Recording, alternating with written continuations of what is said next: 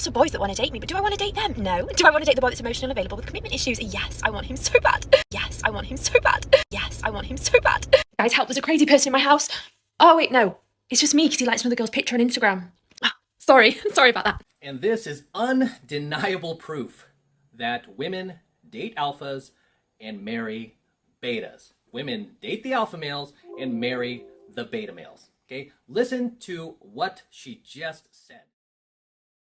Check 1, 2, 3. It's your boy, Ayinde. Welcome back to Authentic Alphas. And we're about to have a really authentic conversation right here, guys. So, this one is going to be very, very valuable. And I know you're like, hold on. Ayinde, all your junk is valuable, bruh. Thank you.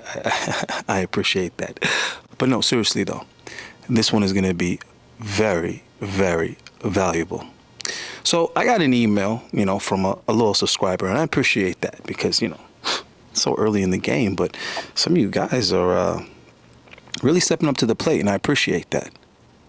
So the question that I get asked most often by people that are familiar with my situation is, Ayinde, what's up with the podcast, man? Like, when you gonna, because we know you got the talent, and man, we want to see you in the position that certain other people are in because we feel like you bring in more to the. I know, guys. I try to actually be efficient with this shit, and I'm working with the bare minimum. I mean, it feels like yesterday we was doing tips and whips, and I mean that was just me and an iPhone in front of a steering wheel. But I was dropping 5 minutes, sometimes up to 10 minutes of straight game, essential shit. And I got a lot of young boys telling me, man, you've already changed my perspective. You've already put me up on some useful tips, and I appreciate that. I want you guys to know I really appreciate that. And I put a year in, not monetizing my channel, which actually says a lot because I speak to, YouTubers all the time. And a lot of guys, man, it was a while before they were even able to get monetized. I mean, I was eligible for monetization, like, real talk, I want to say like 2 months in. You know what I'm saying? No cap. And I mean, obviously, we know that's, because I was on Fresh and Fit and I was able to get a nice little surge of subscribers that hopped over real quick. Lord knows if they actually let me get on the damn table, my channel would have had hella subs, but they wasn't trying to let me shine, you know what I'm saying? They was trying to dim a nigga's light and everything. But my point is that I put that year in on purpose. And I got a couple of little side haters in the comments talking about, but Ayinde, you're on steroids. Okay, let me show you something. I competed my first year. I did a whole year of bodybuilding, all natural, right? By choice. I was competing against guys that was on every damn thing. Been doing it for years, and I was whooping ass. Okay, whooping ass. From my first competition, I was whooping ass. So I made it a point not to touch anything that wasn't, grown in the earth, right? And I'm going somewhere with this, guys. I'm making a point. So as a man, I think you need to set rules and standards, expectations for yourself as much as possible, because that's a luxury. It's a luxury to wake up early in the morning because you said, I'm gonna be up at 5 a.m. Not because you had to for school or work or whatever, but because you said you wanted to wake up that early. You know what I mean? So there was nobody telling me, oh no, you cannot get monetized yet. No, you're gonna have to wait. You're gonna have to do this. You're gonna have to wait. No, I told myself, we're gonna give it a year before we submit an application for partnership to YouTube and try to get monetized. Before you start trying to monetize the channel, we're going to do a whole year. All right. I decided that for myself because I wanted to make sure that I'm bringing you guys quality. You know what I mean? I want to make sure I'm giving you guys value before I start worrying about being compensated. And with bodybuilding, I was just like, hold up, I need to know what my limitations are naturally. I want to push myself. I want to know what God gave me before I start dibbling and dabbling in what the lab is giving everybody else. Because I wanted to know for myself. I wanted to know what I was made of. And, so that's the type of discretion that I like to use when I do things, when I get into things. All right. And I've been my own boss for over 2 decades now. Right. When I was a dancer and entertainer, I was my own boss. When I first started bouncing, I was private contracting at first. Then I started getting, like officially working and having the whole W-2 forms and all the other bullshit. But I like to do things on my own terms, my own accord for at least a good year. Right. That's just something that's worked for me. But that year is over. And I'm ready. I've always been taking this seriously since day one. And I feel like my rookie year is gone. Now I'm not looking at myself like a beginner at this YouTube thing. I'm still new to it, okay? But I'm ready to cross over now, and let's get it in. The phone book is full of people with, YT next to their name.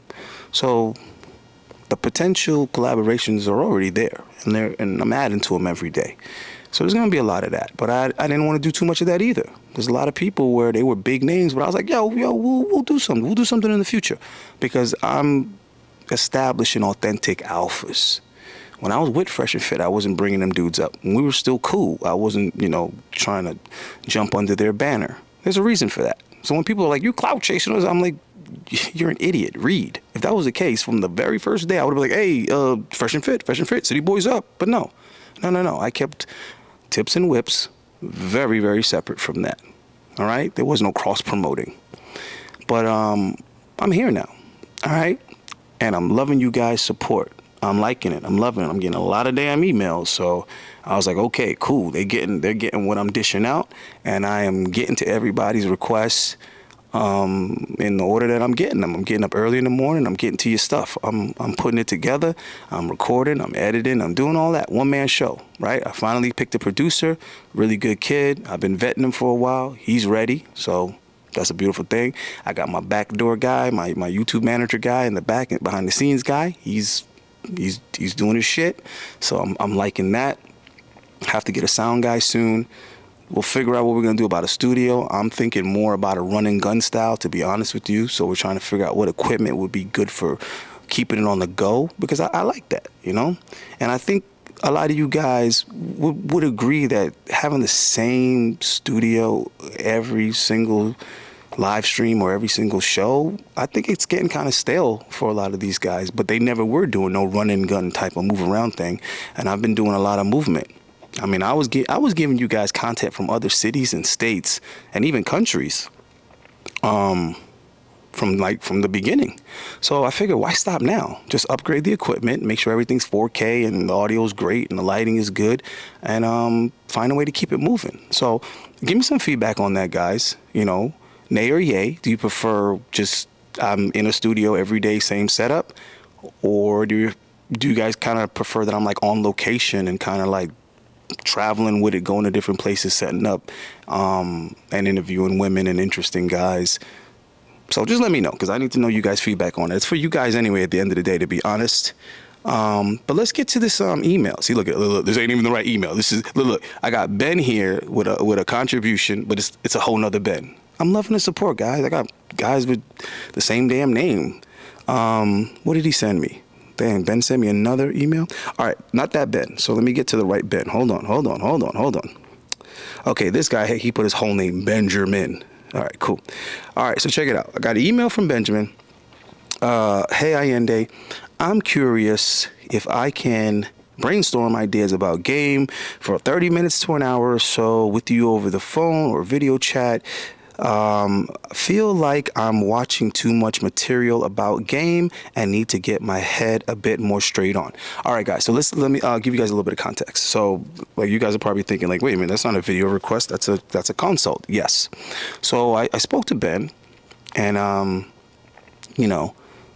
want to hear, like, so what's up, what's on your mind or whatever. So I'm not going to give you all of Ben's business, but I'm going to get to what made me say, okay, wait a minute, we got to do a video. So Ben is like interested in like trying to get a relationship, lock a chick down or whatever. But the thing was is that he was saying he was meeting, attractive women and he might hook up with them or whatever. And then that's it. They fall off. He doesn't hear from them. They ghost him, all this kind of stuff. And I'm like, whoa, whoa, whoa, whoa. Time out. Okay. Because this shit is like reverse now, Ben. Hold on. Hold on. It's the women that are supposed to be pressing for relationships, but they're getting ghosted by the guys. She literally said that I have plenty of men who want to date me. That's code word for simps and beta males, okay? I have plenty of men who want to date me, but do I want them? No. Those guys are invisible to me, okay? They might as well not even exist. Who do I want instead? I want the unavailable and unemotional men who don't pay any attention to me. And that is code word for alpha males, for those chads, for those bad boys. Okay, that is what she is literally saying in her little rant here. And I mean, I will applaud her for the fact that she's even saying that, because most women, especially most modern women today, won't even admit that, right? Even though that's what they're doing, they will never admit it. I've run across a number of girls, even a few that I've dated in the past that I'm no longer in contact with. So, and for that very reason too, is that they're just dishonest. They just can't even be honest about it, right? And they're totally unwilling to see reality. Instead, they just kind of want a virtue signal, like, no, it's not about the looks. It's not about him being over 6 feet tall. It's about personality, because I could care less about looks. All I care about is how he treats me and personality. It's like, dude, if you wanted that, what's wrong with those thousands of guys in your friend zone now? Oh, no, they don't give you the excitement that, these other dudes do, who are jerks, who are a-holes to you. Those guys that you are all obsessed about, that you can't stop thinking about, that, you stay up late at night crying over, right? That you lose your appetite over. No, those are guys you really want. So I already had a sneaky suspicion. Hold on, Ben. Are you hitting it right? So you guys don't know which Ben this is. I'm not exposing Ben or anything, all right? The point is that I've been thinking about this for a while, because I noticed when I was with Fresh and Fit that these guys don't never really give you any actual advice, real guidance. Like, you got to do A, B, C, 1, 2, 3, and then you do this like this, and make sure you have this, and make sure you do that. And I never really saw any of that. I just saw talking about how the girls are and the bad and the gold diggers, and come on, man, that's all I hear. So I put that little clip in there because what that dude said, basically, 33 Secrets, is he said women ignore the simps. And I'm thinking to myself, yo, we hear this a million times. We hear it all the time. But we don't hear why these women have this fixation and fascination on the bad boys. When your arousal increases, your brain deactivates regions such as the prefrontal cortex, which regulates important functions like rational behavior and self-awareness. So you may feel like you're losing sense of yourself or your self-control. Meanwhile, activity in areas like your cerebellum ramps up rapidly. The cerebellum helps process emotion, making you feel connected to your partner. We just hear, women like guys that treat them like shit. Women like guys that don't commit. Women like guys that aren't emotionally available. But we never hear why, though. Why are they obsessed with these guys? Why do they care?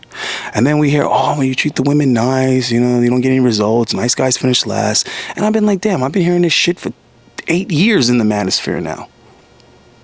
Right? And some people try to go a little deeper into the why, but I don't feel like anybody is really telling you the exact why and how you break into another, you know what I'm saying? How do you break through? When I was in the game, right? Knocking it down, hammer to nails. I was on my grind with it. So I know the difference between when a girl is just, whatever, and when a girl is like, this dude put it down in the bedroom. So what I'm trying to say is, if these chicks ain't chasing you down, they ain't running you down, if they're not deleting their Tinder after they've been messing with you, if they're not trying to stay in your rotation, you are not hitting it right, guys. I'm just being honest with you. Okay? Women are emotional, we know that. But what do you think gets these chicks emotionally attached? Right? So there goes my intro, because we gonna get into it today. And after this video, you dudes is gonna be miles ahead of the game. Wherever you were, get ready to get in a spaceship. I'm about to take y'all somewhere else with this, because nowhere in the manosphere do I see anybody telling you dudes how to up your bedroom game. I don't see it. I don't see nobody telling you how to get in these broads, right? How to make sure you leave an impression on these little you know what I'm saying, on these little mamas out here. So that's what I'm finna do. Shout out to Sterling Cooper, because he's probably like the only dude that really be trying to give y'all some bedroom tips. And there's a reason why me and dude ain't worked together yet, and y'all should be able to guess why. You know, they try to blackball a dude from the industry. They try to blackball me from working with certain people. If you work with Allende, you can't come on Fresh and Fit. So just know that there's a hell of a lot of cock blocking going on. All right? So for all you dickheads over there, like, why you can't keep Fresh and Fit out your mouth? Nigga, fuck you. Fresh and Fit using my shit every day to get rich. Okay? And while they're doing that, they're over here cock blocking me and holding me back so that I can't, you know what I'm saying, expand my reach and get all this actual valuable content to y'all. The dude done hacked my IG because he knows that's how I was getting the chicks on the show. So he didn't want me to be able to bring chicks on my own damn show. So he used me to bring girls on his show and then cock blocked me so I can't use IG to bring girls on my own show. Come on, dog. What kind of hating ass shit is that? Then I go and network with all these other YouTubers, and he straight up tells them, if you work with Allende, you can't come on the Fresh and Fit show. What the fuck kind of record label blackballing in the industry type shit is that? And if you don't believe me, go holler at Donovan Sharp about it, because he just told Donovan Sharp recently that he don't want him working with Alex from Playing with Fire. Shout out to Alex for Playing with Fire. Go over to his channel and check out the debate with Donovan Sharp. Come on, man. Myron is over here telling grown-ass men who they can and can't work with. Blackballing. And these ain't the only people that he told not to work with me.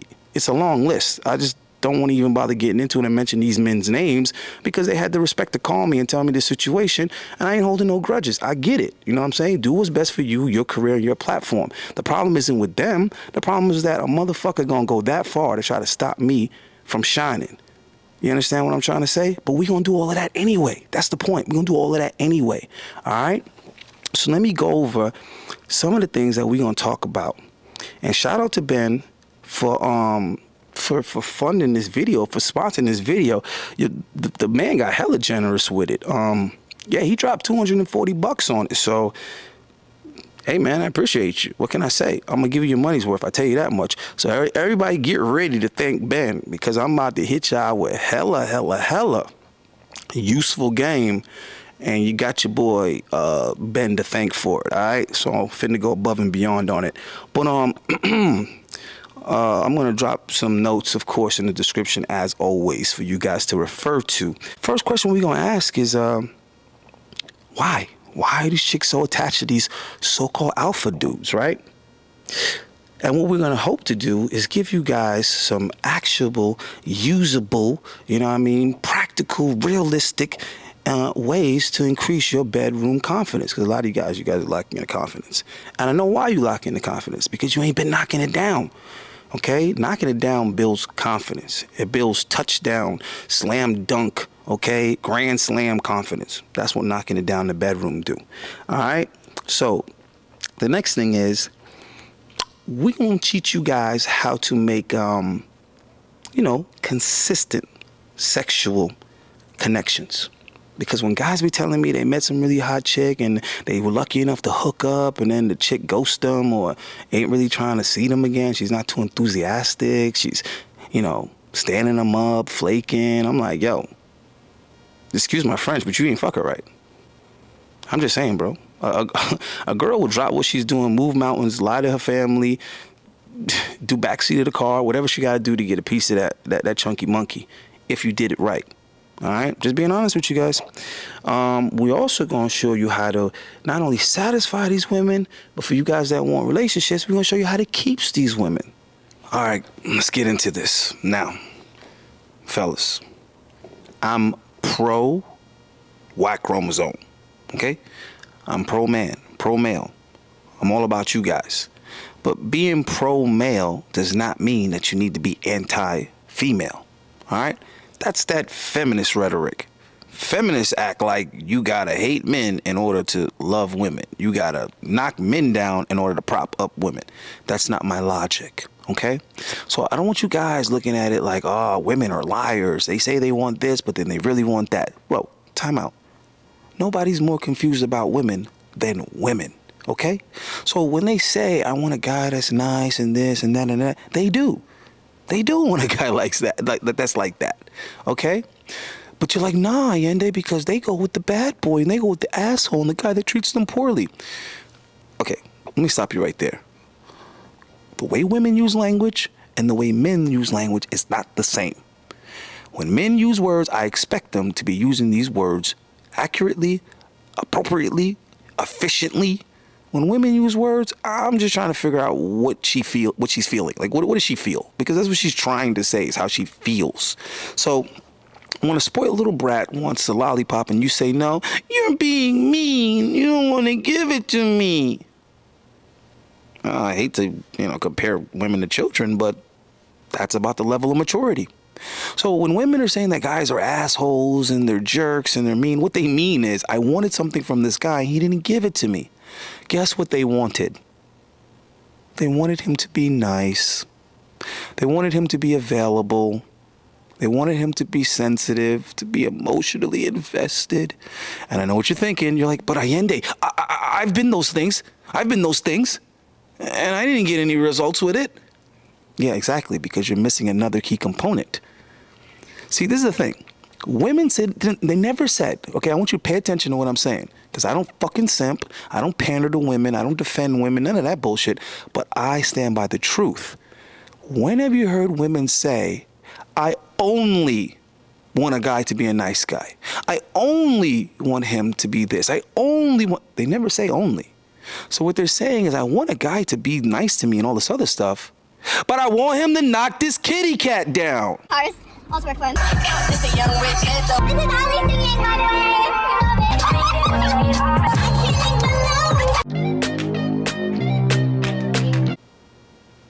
So what you guys aren't realizing is that the quote-unquote alpha bad boys, all right, they're slaying that dragon.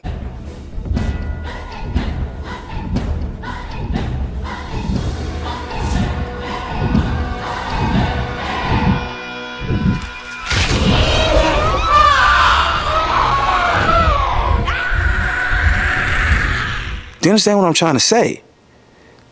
They.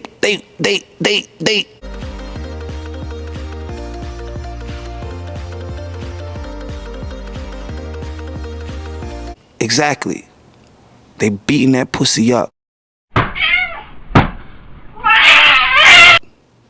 So they're taking care of that department.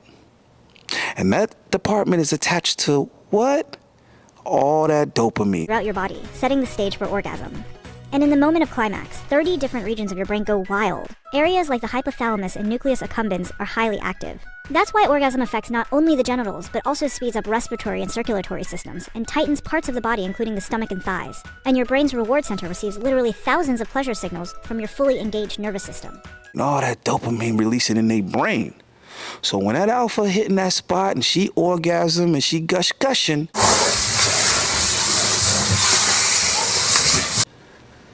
all those endorphins, everything is going crazy, right? Sex is just too good. Film, we've all seen a bunch of superhero films. Who's fighting for the right thing always, and even has the ability to be forgiving and move forward because you are loving. But then he's not calling. He's not spending quality time. He's not being sensitive. You see what I'm saying? He's not being considerate of her feelings. He damn sure ain't being monogamous. You get what I'm trying to say? So then now they interpret that as he's being a jerk. He's being an asshole. He's being a dick, right? And then when they try to push, and the guy's like, listen, I don't got time for this shit because I got a rotation. Because you think he's only good at knocking her coochie down? No, he's good in the bedroom in general. So he's releasing endorphin all over the damn place. He got dope fiends all over the place. You see what I'm saying? So he ain't emotionally invested in her like that because he doesn't need to be. He didn't be nice. He didn't spend all that time doing all that goofy shit you were doing. So you're invested, okay? You're like, hey, man, I need a return on my investment, right? That guy's not. He's like, listen, it's not a big deal. If you're going to be a headache broad, I'll just keep it moving, okay? I'll give you some space, and then when you stop acting clingy and you act right, then I'll come back around with no investment, no quality time, no nothing. I'll hit you up last minute spontaneous, and I'll come and knock it down again, and you're going to let me. You're going to let me. You know why? For the same reason that dope fiends want dope. For the same reason that a lot of you assholes won't stop with the porn. I got some dickheads in the comments trying to tell me I'm not supposed to be telling men to leave porn alone. You need to leave the porn alone, okay? So the same reason why these women are addicted to these bad boys is the same reason why you're addicted to porn, stupid. That's their porn. The porn ain't treating you right. The porn ain't doing you right, okay? It's not giving you what you really want, but it's giving you that dopamine hit. It's giving you that dopamine hit, right? Well, so is that bad boy. He giving her that dopamine hit.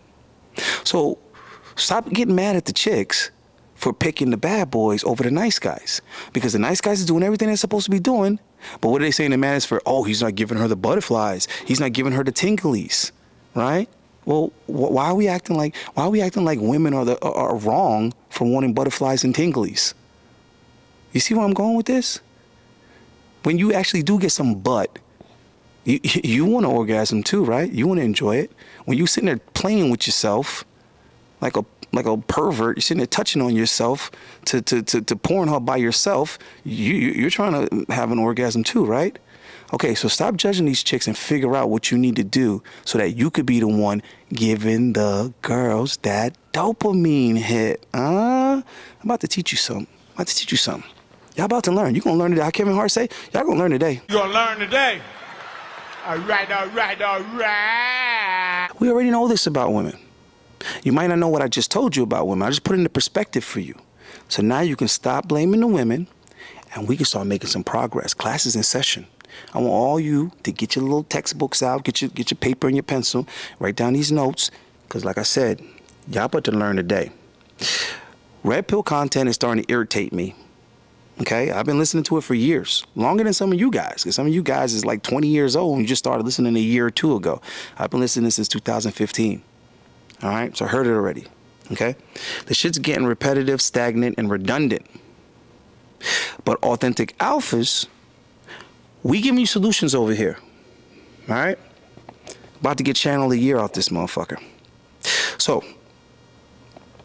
we gonna go into these 5 key things that I want you guys to keep in mind. All right, because this is what we gonna learn today.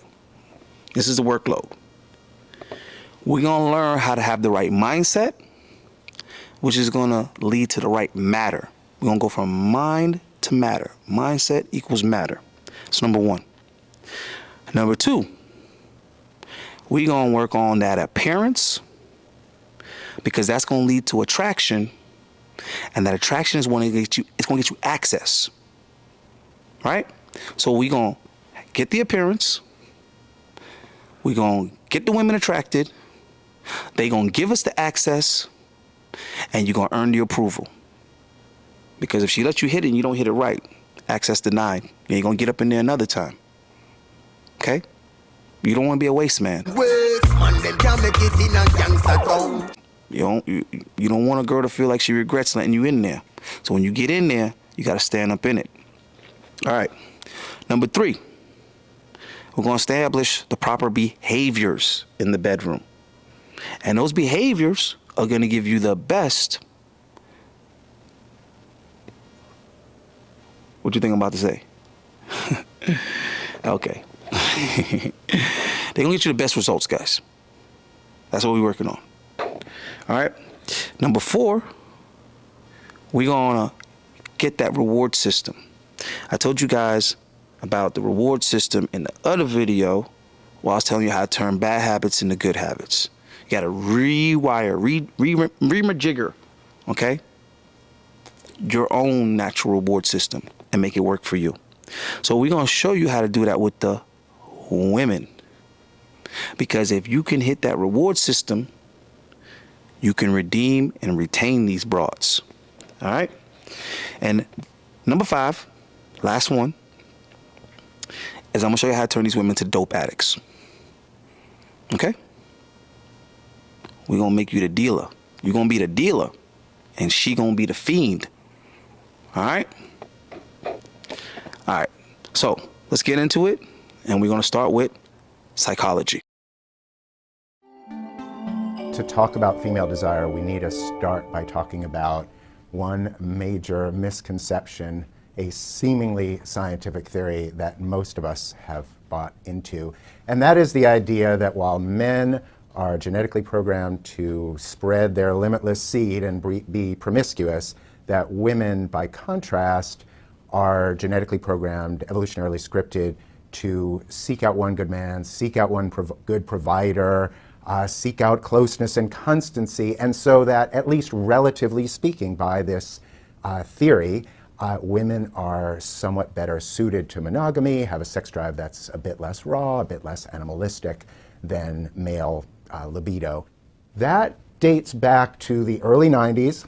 I went back and looked at those original academic papers that sort of put that into our consciousness via the media that sort of grasped onto this theory in the 90s. Those papers have very, very little substance to them. They have a lot of circular reasoning. They have very little substantive proof. And yet I think we as a culture latched onto them because we're eager to have simple theories to explain who we are, especially when it comes to gender. But we need to move on now because all the research and all the researchers that I've spent time with now over the last decade are really taking us in another direction, showing us something very different about female desire, something that's much more driven, much more like we used to consider male desire to be, a force that's full of agency and that's not that old, relatively passive conception that we've, for the most part, been clinging to. Remember, everything starts in the mind. So we're taking a look at the psychology of female desire. So basically what dude is trying to tell you right there is you got to get this misconception out of your head that like women are somehow these angels when it comes to sexuality and they're innocent and they're somehow supposed to only desire one guy. Right? Whereas men, oh my God, we're supposed to want variety and all these different partners and all this type of stuff going on. Okay. Well, I'm going to make it a hell of a lot easier to understand. Okay? I want you to think of it this way. Right? You got quantity and you got quality. See, men, although when it comes to sex, of course, we can value, quality. Most of you guys aren't having enough sex with enough partners for you to even be thinking about no quality. You're like, shit, I'm just trying to get it as much, you guys want to get that experience. You want to sample a whole bunch, right? So men are going to prioritize quantity. Think about it for a minute. If someone said to you, listen, I'll tell you what, I will give you this one chick, right? And the sex with her is going to be incredible. It's going to be incredible. Probably never meet a chick that you're going to enjoy it more. Highly unlikely. It's going to be that good. But that's it though. Or I'll give you 10 girls. 10 women. Maybe one or two of them, the sex might be bad. It might be trash. So bad you might not even want to hit it again. But again, unlikely. Okay? But that's up to you to figure out. The point is, I'm going to give you either one chick where it's guaranteed to be bomb, or I give you 10 chicks and you do what you do and you let me know. 99.9% of y'all going to be like, yo, just give me the 10 chicks. Give me the 10 chicks. I'll take my chances with the 10 chicks. See what I'm saying? Guys, we're a little bit more interested in quantity. Okay? Whereas women, they're going to pick that quality over that quantity. It's not to say that women don't have any interest in quantity. It's not to say that they don't want to try this and try him too and try him too. But if you're like, listen, this one dude is going to be a guarantee, they're going to be like, majority of them are probably going to go for that one guy that's a guarantee. Okay? So think about it. If she's pulling out her phone and she's like, man, I got all these dudes in here just, waiting on me, trying to see me. Hey, how you doing? What you doing? Hey, what? But then I got this one guy that I already, spent time with, and he's, good looking, whatever. He's a quote unquote alpha. When he hits it, satisfaction guaranteed. Gonna have the legs vibrating and all of that. She gonna want to cuddle and suck her thumb afterwards. Get up and make him a sandwich. You know what I mean? I'm telling you, majority of the time, they're going to focus on when that guy calls or when that guy text messages. Yeah, they might let the other guys, they might text, back the other guys here and there just to entertain themselves and validate themselves. But once that alpha dude hit them up, they drop everything else. Hey, what's up? What you doing? I want to see you. Exactly. All those other guys, oh, you're going to have to make plans. Oh, I don't know. I'll see. I'm not sure if I'm available. Oh, something came up. A lot of you guys are like, yo, why she flaked on me? She flaked on you because that alpha dude decided to hit her up. See, he doesn't make plans. That dude don't need to make plans. He don't need to schedule in nothing. He just hit her up whenever it's convenient to him. Yo, it's 12:30 at night. What's up? What you doing? She don't even get offended.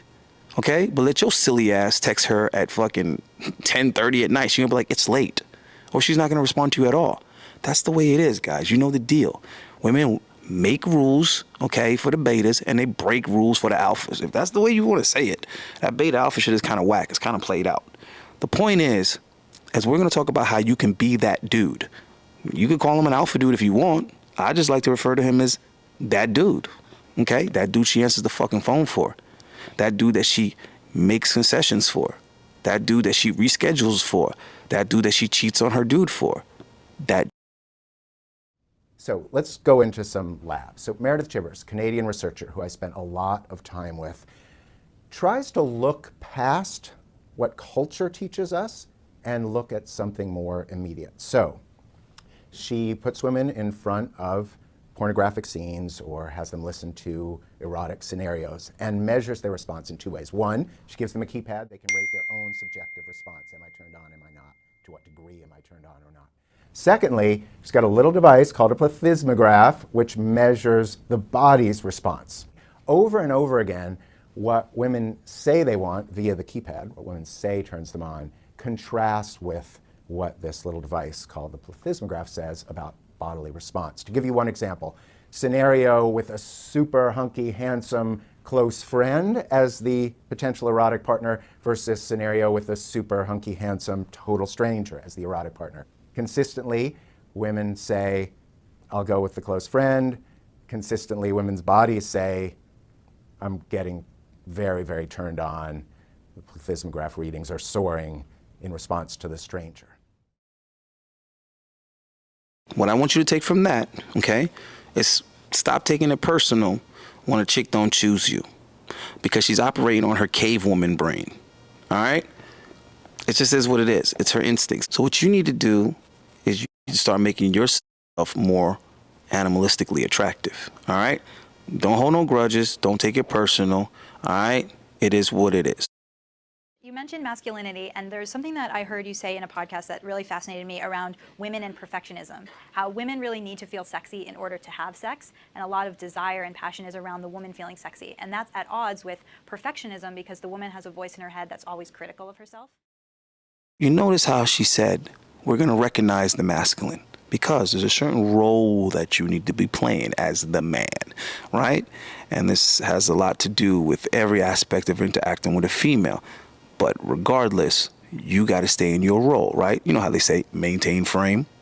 But what we're going to give you a glimpse into is the female psychology, right? That's where we're focusing on this portion. The what's going on up here that controls the down here, okay? So they're already alluding to the fact that there's a lot of voices going on in a woman's head. This is why women are so insecure, because there's so many things going on. I don't want to think he's a hoe. I don't want to think I'm so. I don't want to say, but this is what's going on in the chick's head. Keeping it real with you, right?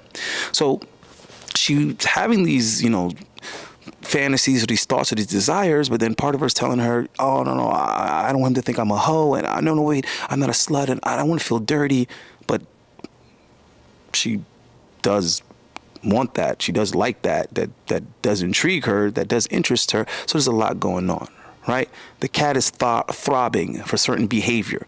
Okay, there's many times when I might be like doing something or talking to a chick, and technically what I'm doing and what I'm saying is supposed to be unacceptable, right? It's supposed to be disrespectful, it's supposed to be offensive. And it's like I can see the chick fighting it, you know what I'm saying? Because her nature is getting turned on, but her brain is telling her, don't let him talk to you like that, girl. Who does he think he is? Okay? and the pussy is like, oh, I would love to know who he is. See what I'm saying? Right? So there's a conflict going on there, right? Let's dig a little deeper. Can you speak a little bit about femininity and desire and perfectionism? Wow. But I'm going to rephrase this a little bit. I'm going to say that being self-critical is one of the most effective tools of a consumer society. And it's not just a privilege of women, actually. I think men have their own list of things upon which they can feel not good enough or insufficient or inadequate. You know, I like her because she's straight to the point. It's probably because she's already been through menopause, you know. But I'm going to go ahead and I'm going to translate whatever needs to be translated, okay, into man talk so that you guys can get it. But basically, women are very insecure of themselves, okay? So there's a lot of times maybe when what's holding up the sex or what's holding up the type of sex or what's preventing her from really enjoying it is the fact that she's not comfortable. And when you can get a female to be comfortable, it's not that you can do almost anything, it's that you can pretty much do anything. But of course, she has to be comfortable. Ladies say, I usually don't do this. I'm serious, I usually don't do this. I am serious, I usually don't do this. I swear, I usually don't do this, I swear. But it's something about you, Jamie, you just so fun and everything. You know, you just make me feel so comfortable. I'll be like, really? Yeah, you want to go up to the room for a second? I don't be going up to nobody's.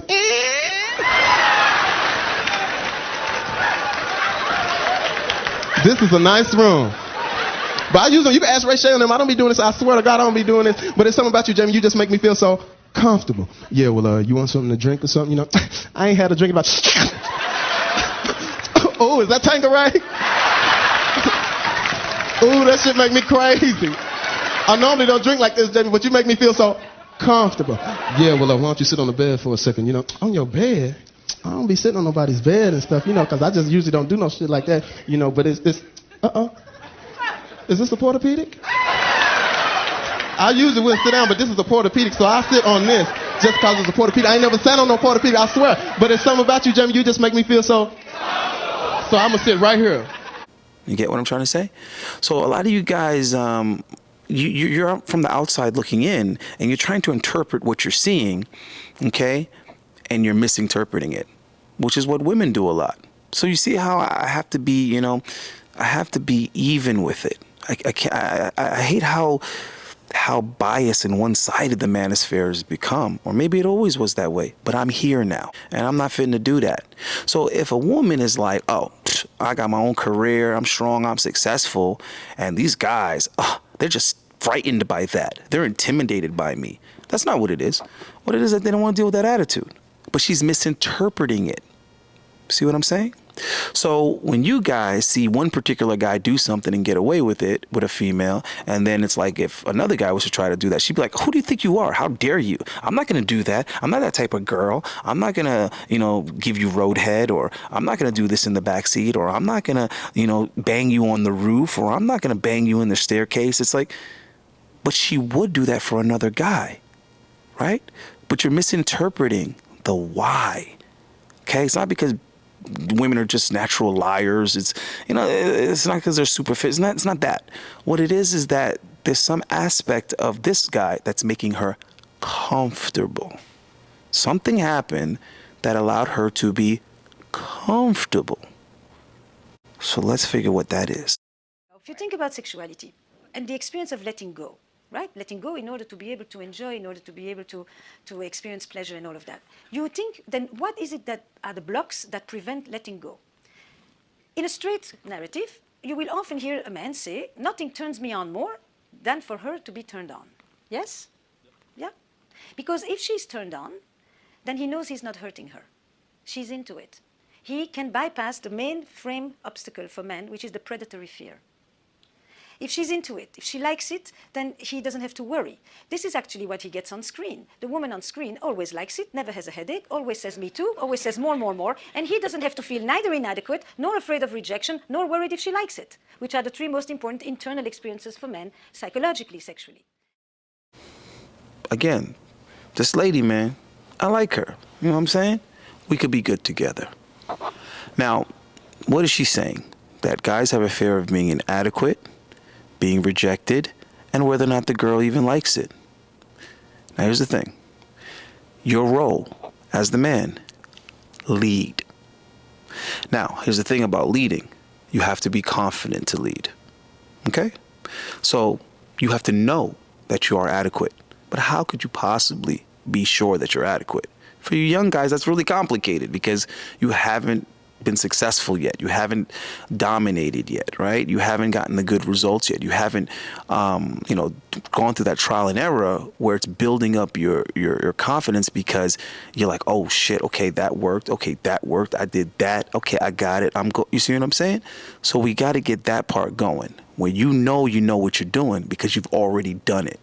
Experience, which is the same anywhere else in life. As a man, if you're going to be a carpenter, in the beginning, you don't know what the hell you're doing, really, because you haven't really done that much yet in the business of being a carpenter. But after a while, you start getting real comfortable, real familiar, because you get experience. And then you can confidently say, okay, this needs to be done. Okay, and I'm going to fix this. Okay, and I'm going to get to that. Okay, and this is it's about a week and a half. I'm going to go ahead and give you a quote for that. And then I'll get to the staircase. So, okay, how many cabinets you want to redo? You're confident in your shit now because you're an experienced carpenter. Well, it's the same thing with women. But at what point in time do you start developing that experience? See, the problem with a lot of you guys is you ain't even on an intern level yet, let alone a novice level, amateur level experience. You're not even in the game. You're just over there scratching your head, trying to figure it out, expecting the female to tell you what needs to be done. So I want you to think about it in this way. If you were a guy trying to become a carpenter and you're trying to contract some work for a client, the client can't tell you what needs to be done. If they knew, they'd be a fucking carpenter. You get where I'm trying to go with this? You guys can't expect the women to lead you. You can't expect the women to tell you, so yeah, play with it like this, do this, kiss me here, then do this. Oh, this really turns me on. She doesn't even know, okay? And if she does, she's for the streets. So you guys are going to have to learn to be the lead. Don't worry, I'm going to help you with it. We're going to get into that. There's like so much more left in this video. It's going to be a long one, all right? But I just wanted you to get the framework of what we're trying to work on here. We're still in psychology, right? So I want you to understand your psychology, and I want you to understand the female psychology, right? So the next thing she mentioned was the fear of rejection. Well, that again is kind of attributed to the confidence. Bro, I've been at the point in my life for a while now where if a girl like even slightly or remotely rejects me, in my head, I'm laughing because I'm like, that's your loss. And the reason why I can be so cocky and confident is because I know how to please a woman. Now, am I confident that I can pay all your bills and I can, give you this lavish lifestyle and I ain't confident about that because even if I had it, I ain't doing that. Kiss my ass. I don't know you. You know what I'm saying? Maybe for my woman, right? But I don't know you, chick, right? But as far as satisfying her in the bedroom, bitch, please. You know what I'm saying? I know I got that, right? But I had to put in a lot to get to that point in my life where I'm good in that department. But my point is that fear of rejection, non-existent. We got to get better at that. You new guys, you young bucks, you got to get confident in that area where you're not too much worried about the rejection. And the best way to do that is not to eliminate the possibility of rejection because it's like, come on. You can still get rejected, guy, right? But what you have to do is eliminate that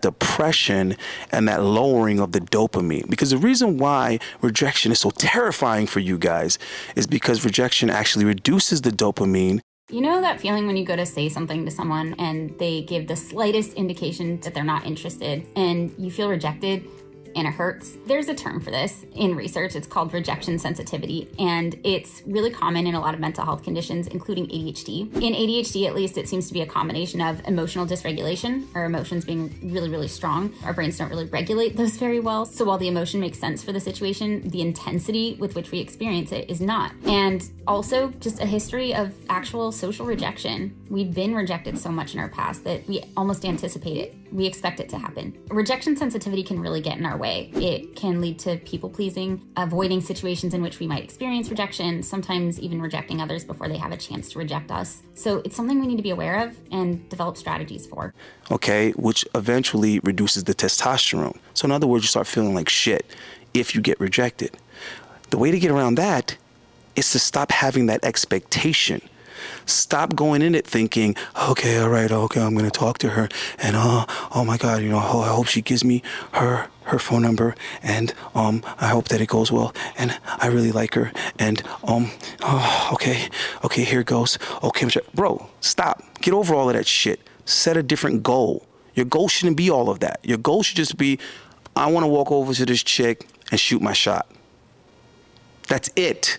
That should be your goal. Your goal shouldn't be, oh my God, I need to get her phone number, and I want to take her out, and I want to have sex with her, and I want to fall in love, and I want her to be my girlfriend, and I want her to have my kids, and then one day we'll get married, and we're gonna get a nice little dog, and bro, stop. Stop putting that much on your fucking plate. Stop caring so damn much. I'm being real with you guys. Look at me. I'm making this real simple for you guys. So fucking simple. Thank me later type shit. Simplify the goal. All I want to accomplish is that I went over there and I shot my shot. Hey, what's up? How you doing? What's your name? My name's Ben, by the way. Where you from? Okay. Well, I just saw you and I was like, man, I gotta holler because you look beautiful. You look amazing. I didn't want to miss the opportunity. I haven't seen you before. Chances are I would never see you again. So what you getting into? Well, listen, let me be respectful. Do you have a boyfriend? Ha ha ha. Like all the girls are single these days, man. I would say my lucky day, but they're usually single. It's crazy. But listen, I would really like to see you again sometime. We should exchange contacts, man. You look like you were in a rush. I don't want to hold you up, but I really wanted to meet you. What the fuck, guys? It's not that hard. Make it precise, direct, and brief. Okay? Now, if she's not interested, you won. You know why you won? Because all you expected to do was shoot your shot, and you shot it. Now, where did I get that way of thinking? It wasn't the fucking manosphere. It was my basketball coach, B team, middle school. The goal was to get the open shot. And some of you thinking, but you want to make the shot. Yeah, no shit. But you make, okay, a shot, great for the fucking team. If you miss, it happens, right? But you miss 100% of the shots that you don't take, okay? And the goal was to get an open shot. Now, if you take a shot and the defense is all in your face, that's not really a win. That means you suck at ball rotation. That's what that means. That means you're not running the right plays to get a man open. So think about it that way. If you see a girl by herself or with a friend that doesn't have a resting bitch face, that's kind of an open shot, right? It might not be a layup, but at least it's an open shot. Make sure you take it and just let that be your goal and expectation, guys. Do not stress yourself out. It's not that serious. Women are everywhere. After you shoot that shot, analyze it. How well did you execute? How confident were you? What areas do you need to work on? And that's what the fuck you work on, and repeat. All right? Now, the last thing was whether or not she likes it, whether or not she's feeling it. Okay? So now this is where your listening skills come into play, right? This is where you reading her body language, facial expressions, mannerisms. Pay attention to all the feedback that she's giving you. With women, they're not going to spell it out, all right? They're not going to tell you. So you're going to have to pay close attention to figure out what's working and what's not, and also get better at how you ask them, because you can't ask them direct. You know how that goes, right? So get better at how you feel them out and probe them so that you can get the data that you need to improve your game, because she is not the end all be all or whatever. She's just another lab rat. You get what I'm trying to say? She's just another chick that you can experiment with, bounce things off of to see what works. And if you keep on doing that, it's going to be like anything else in life, guys. You're going to become a pretty good carpenter. What is it for her? And this, why do I say it's the predatory fear? Because I think that the obstacle in sexuality is the opposite of the social role. If you are raised to be a protector, then the obstacle has to be that you need to free yourself from the role of being a protector in order to be able to enjoy, to play, and to have fun. For her, it's the parallel, same one. It's the taking care. She doesn't say nothing turns me on more than to see him turned on, or her turned on for that matter. It doesn't make a difference. If she's not into it, he can stand there with the biggest hard on, makes no dent. Shop is closed. nothing's going to happen. What turns her on is to be the turn on. And that's the big secret of female sexuality, is that it is massively narcissistic. It's the opposite of the caring for others, of feeling responsible for others. If she can think about herself, then she can be into it. We dropping gems, jewels, diamonds, rubies, everything over here. Very important what she's saying. All right. So now I'm gonna go ahead and try to put my little thing on it because she ain't telling me nothing I don't already know. Okay. So I'm a quote unquote black man, right? And I'm considered relatively big. Some have the nerve to describe it as a prison build. Disrespectful motherfuckers. I built this shit in the gym. Anyway, I also got tattoos and man have dreadlocks. So it could be a little intimidating, right? But yet I deal with white girls, Latin girls, Asian girls, some of the most timid girls, you know, that are sheltered and reserved, and they got a low crime rate where they live. What's the point I'm trying to make here, guys? I had to become very, very good at making women comfortable, making them feel safe, okay? Because as a man, you're already posing somewhat of a threat, and the bigger and the blacker you are, the more threatening you can be perceived, right? So it's very important that you're doing exactly what she said, which is the reverse of what the male role is in the first place. Because think about it. A male has value to a woman as a protector, right? So the first thing that you want to show her is that, hey, I'm not a risk to you. If anything, I'm the motherfucker that's going to protect you from the risk. She has to be able to identify you as the protector, not as the dude that's going to violate her, right? Very important. Before she can get into the mood, a woman can't be like sexually aroused by a guy that she feels poses a threat to her, all right? So very important. And that doesn't even have to be taken in such the literal sense. That could be like, yo, I don't need this dude knowing my phone number because, I don't trust him yet. I don't need this dude having my address, you know what I'm saying? Because I don't feel safe yet. Think about it. But if you can make her feel safe, comfortable, protected, you're getting there. You're getting close, right? Now, what she was saying about what psychologically puts a woman in the mood is the opposite of her gender role. So instead of being a nurturer and a caterer to someone else, it's time to cater to her. And as this shit progresses, you're going to see how very important that is, guys. Extremely important. And you're also going to see why it's one of the major reasons why you dudes need to put down that porn. I'm not that guy that's going to just be telling you something to tell you. I'm not that guy that's going to be judgmental. I'm telling you this because for your own good. I'm not over here trying to judge you. I really don't care where you put your hands. You want to put your hands on your pants and play with yourself, go ahead. But you're not going to get the results that I'm trying to get you. Let's just close out the psychology before we get into the physicality. So basically, you want to have the right understanding of female desire. Don't get offended by it, because that's some bitch shit. Women are the ones that get offended by the truth, guys. If you tell women what guys are really attracted to, if they don't got that, they get all offended. They try to fight with you and argue with you, and then they try to shame the men for having those preferences.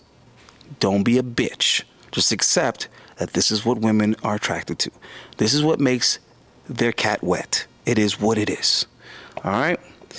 The next thing you got to do is you got to learn and internalize your role as a man. That ain't going to change. You're not going to redefine it. You're not going to reinvent it.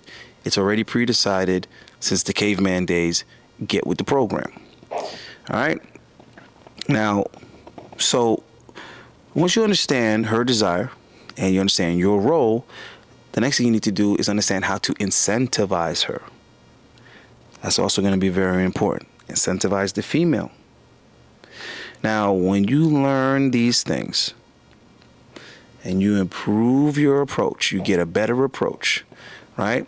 You stop getting stressed out and discouraged by rejection. You look at rejection as an opportunity to learn. Then it becomes valuable and helpful rather than something that shuts your program down. Okay? Rejection is your friend because it shows you where your weak areas are and what you need to work on. And the only way you're going to be able to really evaluate that is if you approach like constantly All right, you need to be approaching girls back to back to back to back. And I'm telling you, it sounds crazy, it sounds exhausting. The problem is you guys care about the results too much. You should care more about the input. And I've said this on previous videos. Give yourself an opportunity to say, you know what? I'm going to approach 10 women this week, and I'm going to keep none of their phone numbers. And that's going to be so hard for some of you guys, because you guys are going to probably actually get some numbers. You're going to be like, oh, hell no, I'm using this number. But see, where's the integrity? Because that wasn't the deal. See, you see how that works? That wasn't the deal. If you tell yourself, yo, I'm going to get 10 numbers within a week, but I'm not going to actually call any of those numbers. I'm going to crumple them up and throw them away. I'm going to delete them out of my phone. If you don't have the self-control and the discipline to keep your promise to yourself, that means you don't have the mental capacity to alleviate yourself from that emotional attachment to the results. The whole point of throwing the numbers away is as to say, you know what? I don't really care. This isn't about her. This is about me. If you have the strength to do that, guys, it's going to pay off later. And if you think 10 numbers are hard to come by, you think meeting 10 other girls is going to be a big deal, you met 10 in a week. Next week is going to come regardless. Whether you're here or not, next week is going to come. Okay? Whether Vladimir Putin calls off the attack or not, next week is going to come. So if you can't wait till next week to get another 10 numbers and wait to actually use those numbers next week, what are you mentally built for? You see what I'm saying, guys? You lift weights to make your body stronger. Well, what are the mental exercises that you're going to give yourself to make your brain and your discipline stronger? I'm just telling you some real ass shit. Whether or not y'all want to use it, that's up to you. So anyway, closing out on this psychology, when you give up like all this emotional attachment to the rejection, what eventually happens is your body will no longer respond by lowering dopamine in association to rejection, because you've already tricked out the reward system. If you know you ain't gonna use none of them fucking numbers no way, then the dopamine is not being released from that. The dopamine is simply being released from actually getting the numbers. Just try it and you'll see what I'm trying to tell you. All right, you should be able to tell by now that we're obviously not in the psychological department anymore. All right, so we're out of there. We got 3 parts, all right? We got the psychology, that's out of the way. And then we're going to get into the physical. And last, we're going to get to the juicy, gushy part, right? Which is the sexuality. I know you guys can't wait to get there, you little young whippersnappers. You got no patience. And that's going to be a major part of the sexual department is patience, okay? But let's talk about the physical aspects of things. Now, that little skit is supposed to be humorous, it's supposed to be a little funny, you know what I'm saying? A little comical relief, right? But what the overall message was is how it would be if like women actually said exactly what they were thinking. Okay? Wouldn't that be great? All right. Well, listen, I've gotten pretty good at figuring out what the hell a chick is thinking. All right? Despite what they might say.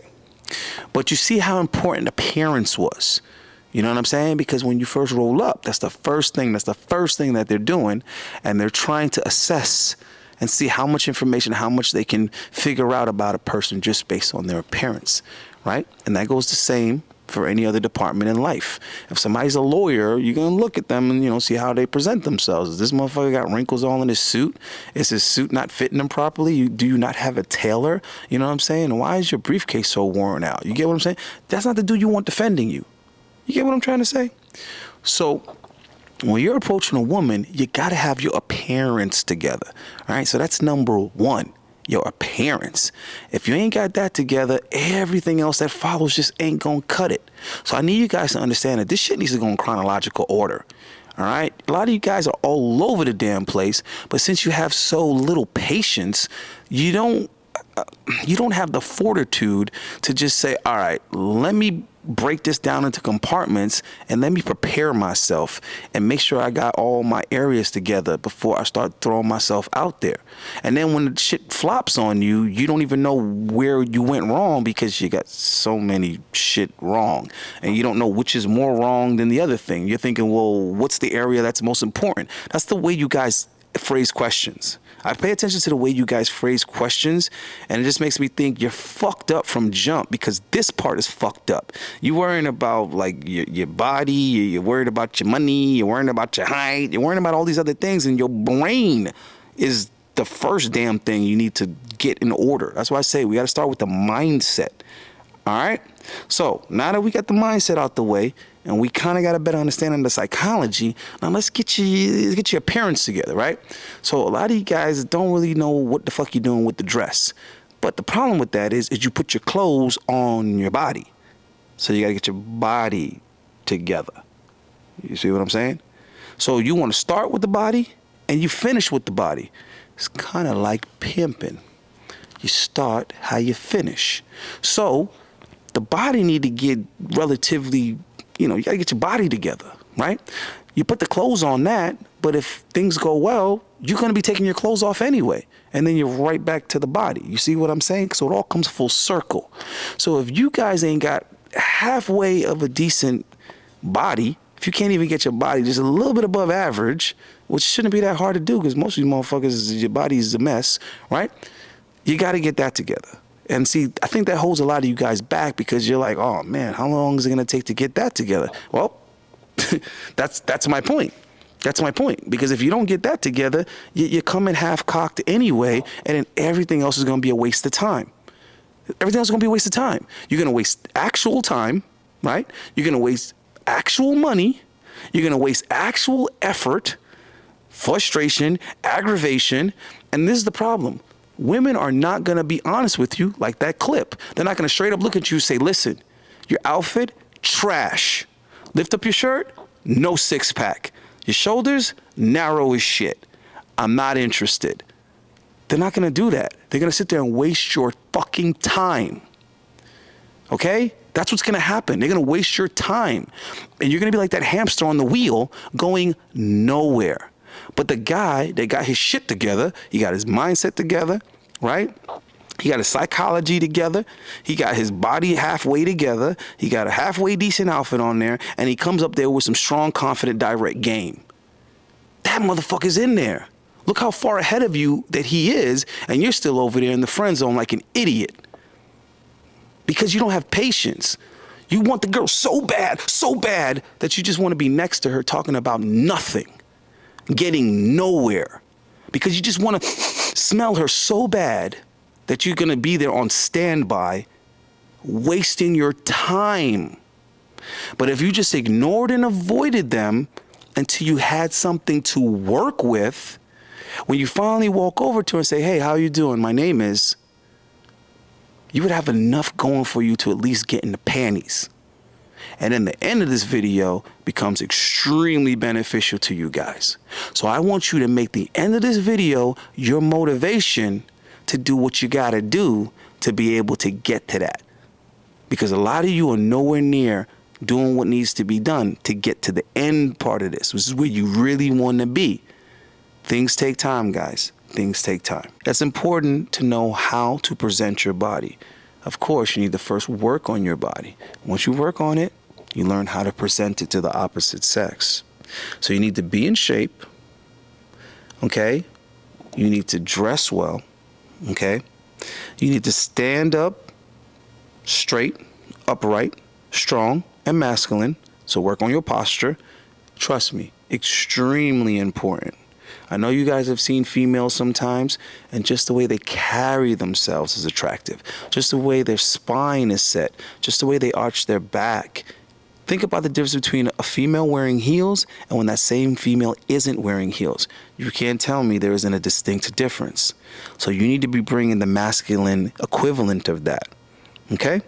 So you need to be, as dominant as possible. I know some of you guys are young, so you don't have that overwhelming presence yet. Doesn't mean you can't start practicing. You see Simba, he'd be rolling around trying to, practice being a big lion one day. You got to practice, right? So make sure that you're, working on your dominance, right? Make sure you're well groomed. Now, make sure you have these, features that they convey, masculinity as much as you can. I get it. The point is you're working on it. You just got the little mustache just now coming in. You know what I'm saying? You got to practice. You got to work on it. Okay. Work on that body language. And what I want you guys to do is be conscious of yourself. Be self-aware. Be self-aware at all times. It's going to help you a lot. So be conscious of how you dress. Be conscious of how you talk. Be conscious of how you speak, how you're chewing your food when you're around females, how you cough. Cough like a fucking man. Laugh like a man. Drink like a man. Now, these things sound like a lot of work, but that's because you haven't been conscious of them yet.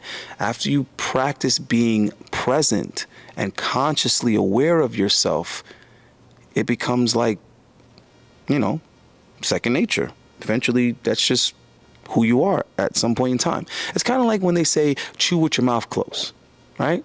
Maybe you weren't thinking about it before, you weren't conscious. But if someone keeps on reminding you, hey, close your mouth when you chew, eventually, it just becomes a natural habit to you.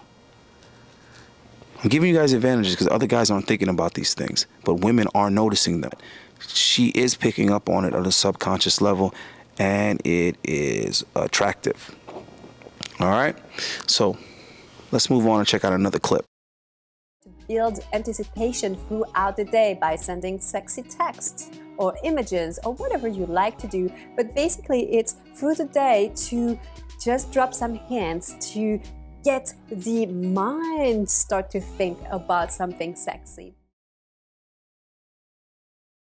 See, I know how you guys think because I used to be young at one point in time, you know, so I had to jump the gun a little bit to wake you guys up so you're paying attention, right? So I know you see this little older chick with the sexy little voice and whatever, her little accent or whatever.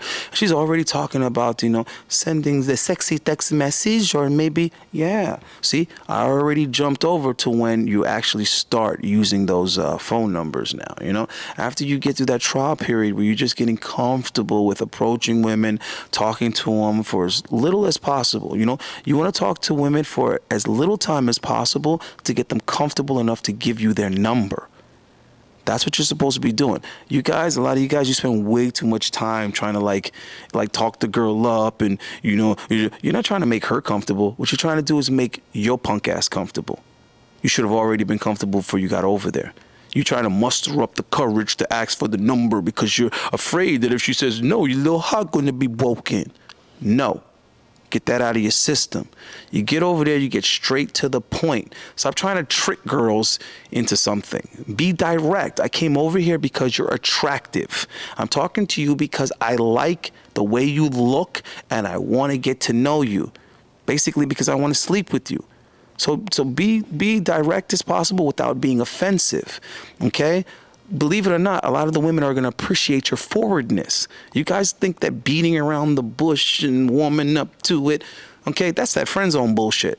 That's how you guys end up there, being all like, you know what I mean, passive with it. Just get to it. Act busy. Act like you got somewhere else to be, and you usually don't even stop to talk to bitches because you're too busy. But it was just, you know, something about her. Now, fast forwarding, let's say you already get the number. When you do get a woman's number, like I did like 4 times today, what you want to do is you want to give it a good 15, 20 minutes, maybe even half an hour, and then you text her, right? If you have any good pictures of yourself, what a lot of you guys probably don't, but that's another thing you need to work on, is getting good, strong, impactful images of yourself where you could just send a chick a pic real quick and be like, I'm not talking about nudes or any weird shit like that, guys. Take it easy. You know what I mean? Just a really good profile pic. You just send her a pic and say, hey, this is so-and-so, you know what I mean? Really nice meeting you. I'm looking forward to seeing you again. Make sure to save my contact. Now, there's a reason why I'm telling you guys to do this. Because a lot of you guys, you get the girl's phone number, then you sit there and act like a bitch yourself and go, oh, I want to call him. I don't know when to call him. That's what bitches do, right? So don't be a bitch sitting there like, oh, man, I got this girl's number. High five, bro. Oh, man, bro. Oh, man. Oh, when should I call her? Oh, bro, when should I text her? Oh. Then, majority of the time, when you text the girl or call the girl, she doesn't even fucking answer. You know why? Because she doesn't know who the fuck this is. She doesn't know who number this is. She didn't save that. She doesn't know who you are. You're nobody, right? So the way that I'm telling you to do things is that you're taking charge and you're alleviating all that other bullshit, right? You give it about 30 minutes, anywhere from 20 minutes to an hour, and then you text her. But you also send a pic. Why? Because if she was hot and you approached her because she was good looking, chances are there's some other guy out there who also has a backbone, which means she has probably been hit on by other guys than you in that same day. Okay? And she doesn't necessarily remember your name or any of that. So that's why I'm trying to show you guys how to take the fuck up out of the equation so it's not even possible. Let the other guy that texts her, she'd be like, wait a minute, who is this? Which one is this? Okay? But she knows exactly which guy it is because you sent a quick little pic with it and you sent a message that did not need to be responded to. So you took out the whole element of whether or not she's going to text you back or what. It doesn't matter because what you said needs no response. Hey, this is so-and-so. It was really nice to meet you. Looking forward to seeing you again. Make sure to save my contact. If you guys need to write that down and say it verbatim, please do that. All right? Because I'm showing you guys how to text like a fucking man, how to text direct, masculine, and you're already giving instruction. You already are giving instruction. You haven't even gone on the first date with her and you're already telling her what to do. You're telling her who you are, how you feel about it, what you want, and what you need her to do. I know, guys. Thank me later. I know you guys probably can tell we're already getting to the sexual part of it. We're already getting there, right? We're already trying to figure out how you get her from the phone, okay, to the bone. Now,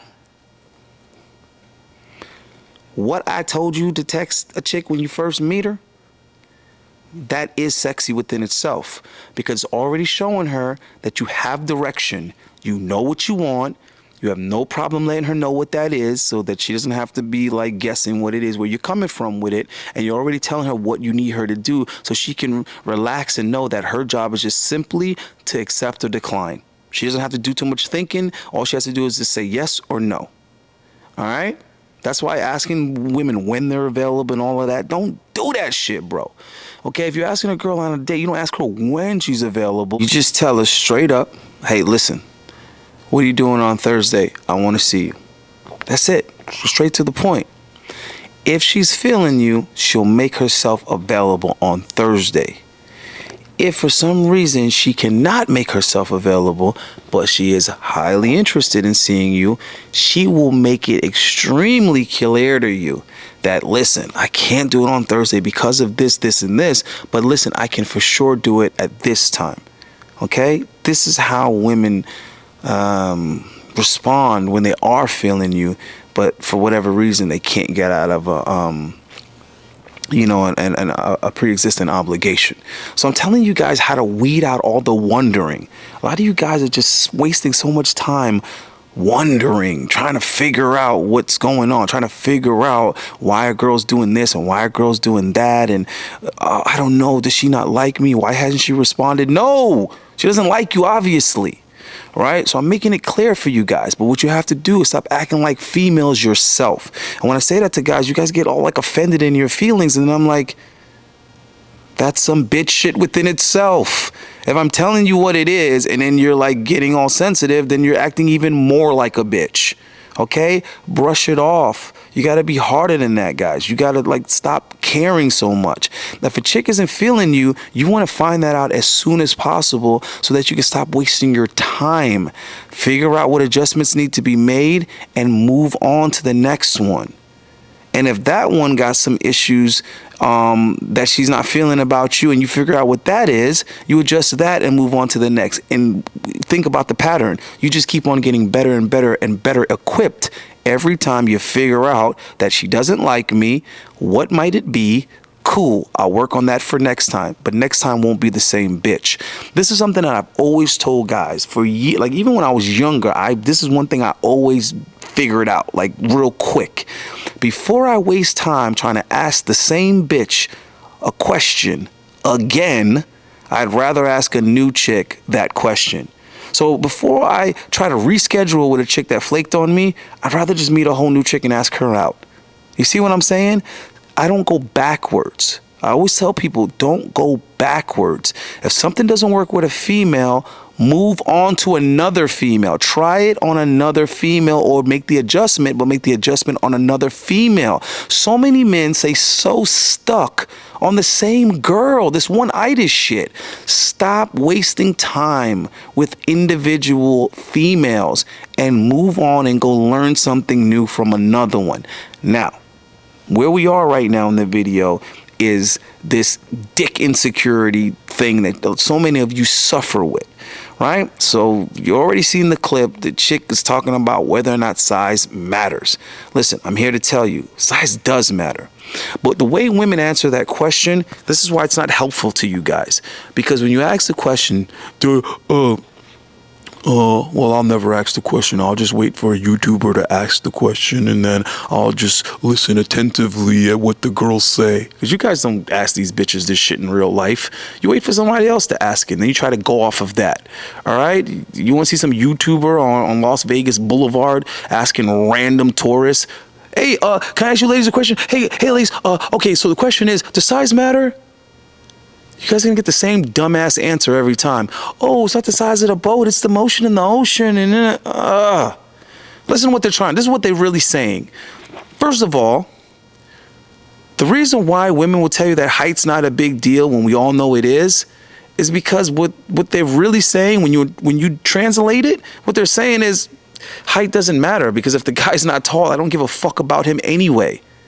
That's what it really means. And you're like, but that means it does matter. Exactly. Yes, it matters. But they're not going to say it in that way because it makes them look shallow, and, you know, women don't want to admit anything unflattering about themselves. So when they're saying that, like, oh, it's okay if a guy is short, what they're trying to say is it's okay because I don't care because I'm not dealing with that guy. That's what they're trying to say. Like, it doesn't matter that guy's short because I wouldn't be with that guy anyway because he's short. So you would have to compensate with that by having so many other things in play that it's like, he's short, but all these other things. So I'm not gonna say that there's a but for having a little ass dick. If your dick is small, I'm sorry, I'm trying to be considerate here, okay? But a lot of you guys, it's not really that small. A lot of you guys, it's just average, and you're stressing yourself out about something that really isn't that big of a deal, simply because if a girl is, okay, how can I say this? Like, you guys be worrying about the size of your dick before you even met a girl. That's retarded. Then if you're worrying about the size of your equipment and you're already talking to the girl, that's also stupid. Because if she hasn't seen it yet and you still haven't smashed yet, it's not because you're too small. It's because you're not doing what you need to do to smash. You're not being assertive. You're not being direct. You're not stimulating any type of arousal. So you're wasting your time. It's not she saw that it was small and was like, oh, that's what you're working with? All right, I'm just going to continue to keep talking to you and wasting your time, but I'm not going to sleep with you because it's too small. She doesn't even know what you're working with, dude. So what I'm trying to say is, even if that was an issue, it wouldn't be an issue till you're already sleeping with her. In which case, if she's climaxing and you're pleasing her in the bedroom, then even if it wasn't as big as what she would like or whatever, it's obviously not that big of a deal because she's still continuing to sleep with you. I hope you guys get what I'm trying to say here, right? But anyhow, the response that you keep getting is that it's the size doesn't matter. It's what you know what to do with. Okay, what they're really trying to say is that they've slept with guys with big dicks that didn't know how to use it. That's really what they're trying to say, guys. I'm just being honest. I'm translating it for you because I know women don't speak clearly enough for you guys to understand. So they confuse the hell out of you with what they say. All right? So does size matter to them? Aesthetically, yes. Of course, and don't get me wrong, because some of you guys are thinking that bigger is better. No. There's a size that girls are going to prefer generally as well as individually. All right? So if you're under 5 inches, I'm just going to be honest with you. Yes, it's an issue. It's not the end of the world. Just like being a broke dude is not the end of the world, or like not having a job is not the end of the world. Because as we all know, there's pookies and ray-rays or whatever derogatory term you want to call these guys that are like losers or deadbeats, but somehow they're still sleeping with women. So obviously those guys are compensating somewhere else. And most likely it's because Pookie and Ray Ray figured out how to make these chicks orgasm. Okay? So if a chick isn't dead broke herself, if she's not doesn't have like eviction notices on her door, the guy that she's sleeping with not having any money to contribute to her is not really a big deal if he's pleasing her in the bedroom. Okay, because she's not really like relying on him to take care of that. He's not a provider to her. He's only providing the dopamine hit that comes from the orgasm. I hope you guys are stringing along what I'm trying to say here. So if you're a guy that's underperforming in a particular area, it's only going to be a deal breaker if you're also underperforming in other areas also. But if it's just like this one area that you're underperforming in, you might still have a chance, but you're going to have to obviously be taking care of all the other areas, and you're going to have to find a way to overcompensate for where you're lacking. So like, okay, let's just say hypothetically, you only working with 4 inches. Oh, God bless you. You know what I'm saying? My heart goes out to you. But if that's the case, you better eat a mean one. You better eat a mean one. Your finger game better be like a guitarist. You get what I'm trying to say? You better work them holes in another way. You better tongue kiss your ass off. You better French kiss like Pepe Le Pew. You listen, okay? If you working with 4 and less than 4, bro, you better be doing all kind of things, okay, to make her legs tremble.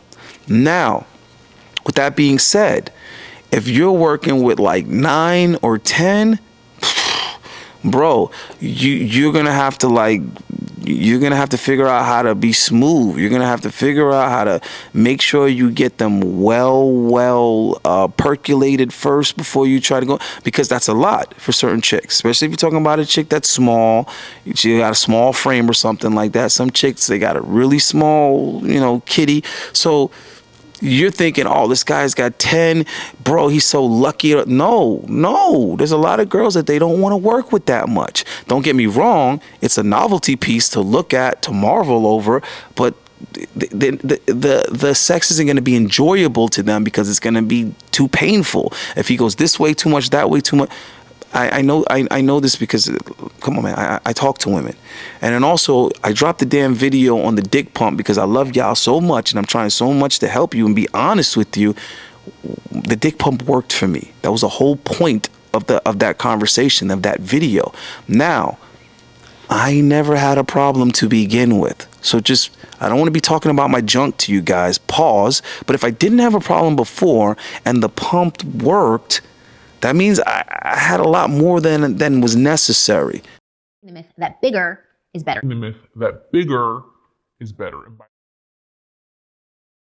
The pump working for me, it didn't benefit me in the bedroom. It benefited me in the club. Okay, it was a very interesting novelty piece to have swinging around on my hip, but it didn't help me as far as in the bedroom. So what I'm trying to say is, no, bigger isn't better in that sense. Like big. No, it's not better. Okay, and that's also a reason why the women that you see in these adult films, they need to be professionals, because they're taking horses, and the average chick, everyday women, that's not what they want. So if I had to put a number on it, because I know some of you guys are that curious and you care about details that much, if I had to put an inchage on it, I would say 7 to 8, right there, 7, 8. I know that's not a lot of fluctuation. I would say 7, 8 is the ideal for women. 7, 8 on a guy that knows how to move is ideal. All right. Now, 5 to 6 is I don't know. Is that supposed to be average? They say 5 is average or whatever. Okay, whatever. If you're anywhere from 6 to 8, you're doing great. All right. If you're like around 5, you're average. Don't sweat it. Okay, because that means you're average in size, so you need to be above average in technique. You get what I'm trying to say? And if you're lower than 5, bro, you need to put in that work.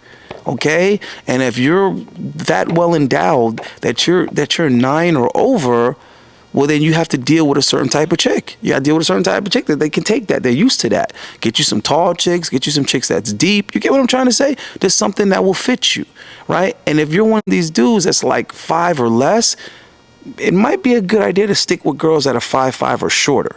Just saying, just a suggestion. But overall, stop letting the size stress you guys out and just make sure you're doing the most, all right, with what you got. The porn myth. Adult videos are the main source for spreading the myth about size. Most men who watch adult content see that male actors tend to be very well endowed, and they also see how the female actors react to these guys during penetrative action. The over-the-top moaning and the quick and easy orgasms, the dirty talk, all of it gives the impression that women love a man with a huge penis. But here's the deal. These are paid actors, and they are paid to portray a fantasy, not reality. And that's why believing what you see in porn, it just doesn't make sense. In real life, we women do not want an elephant trunk in the bed.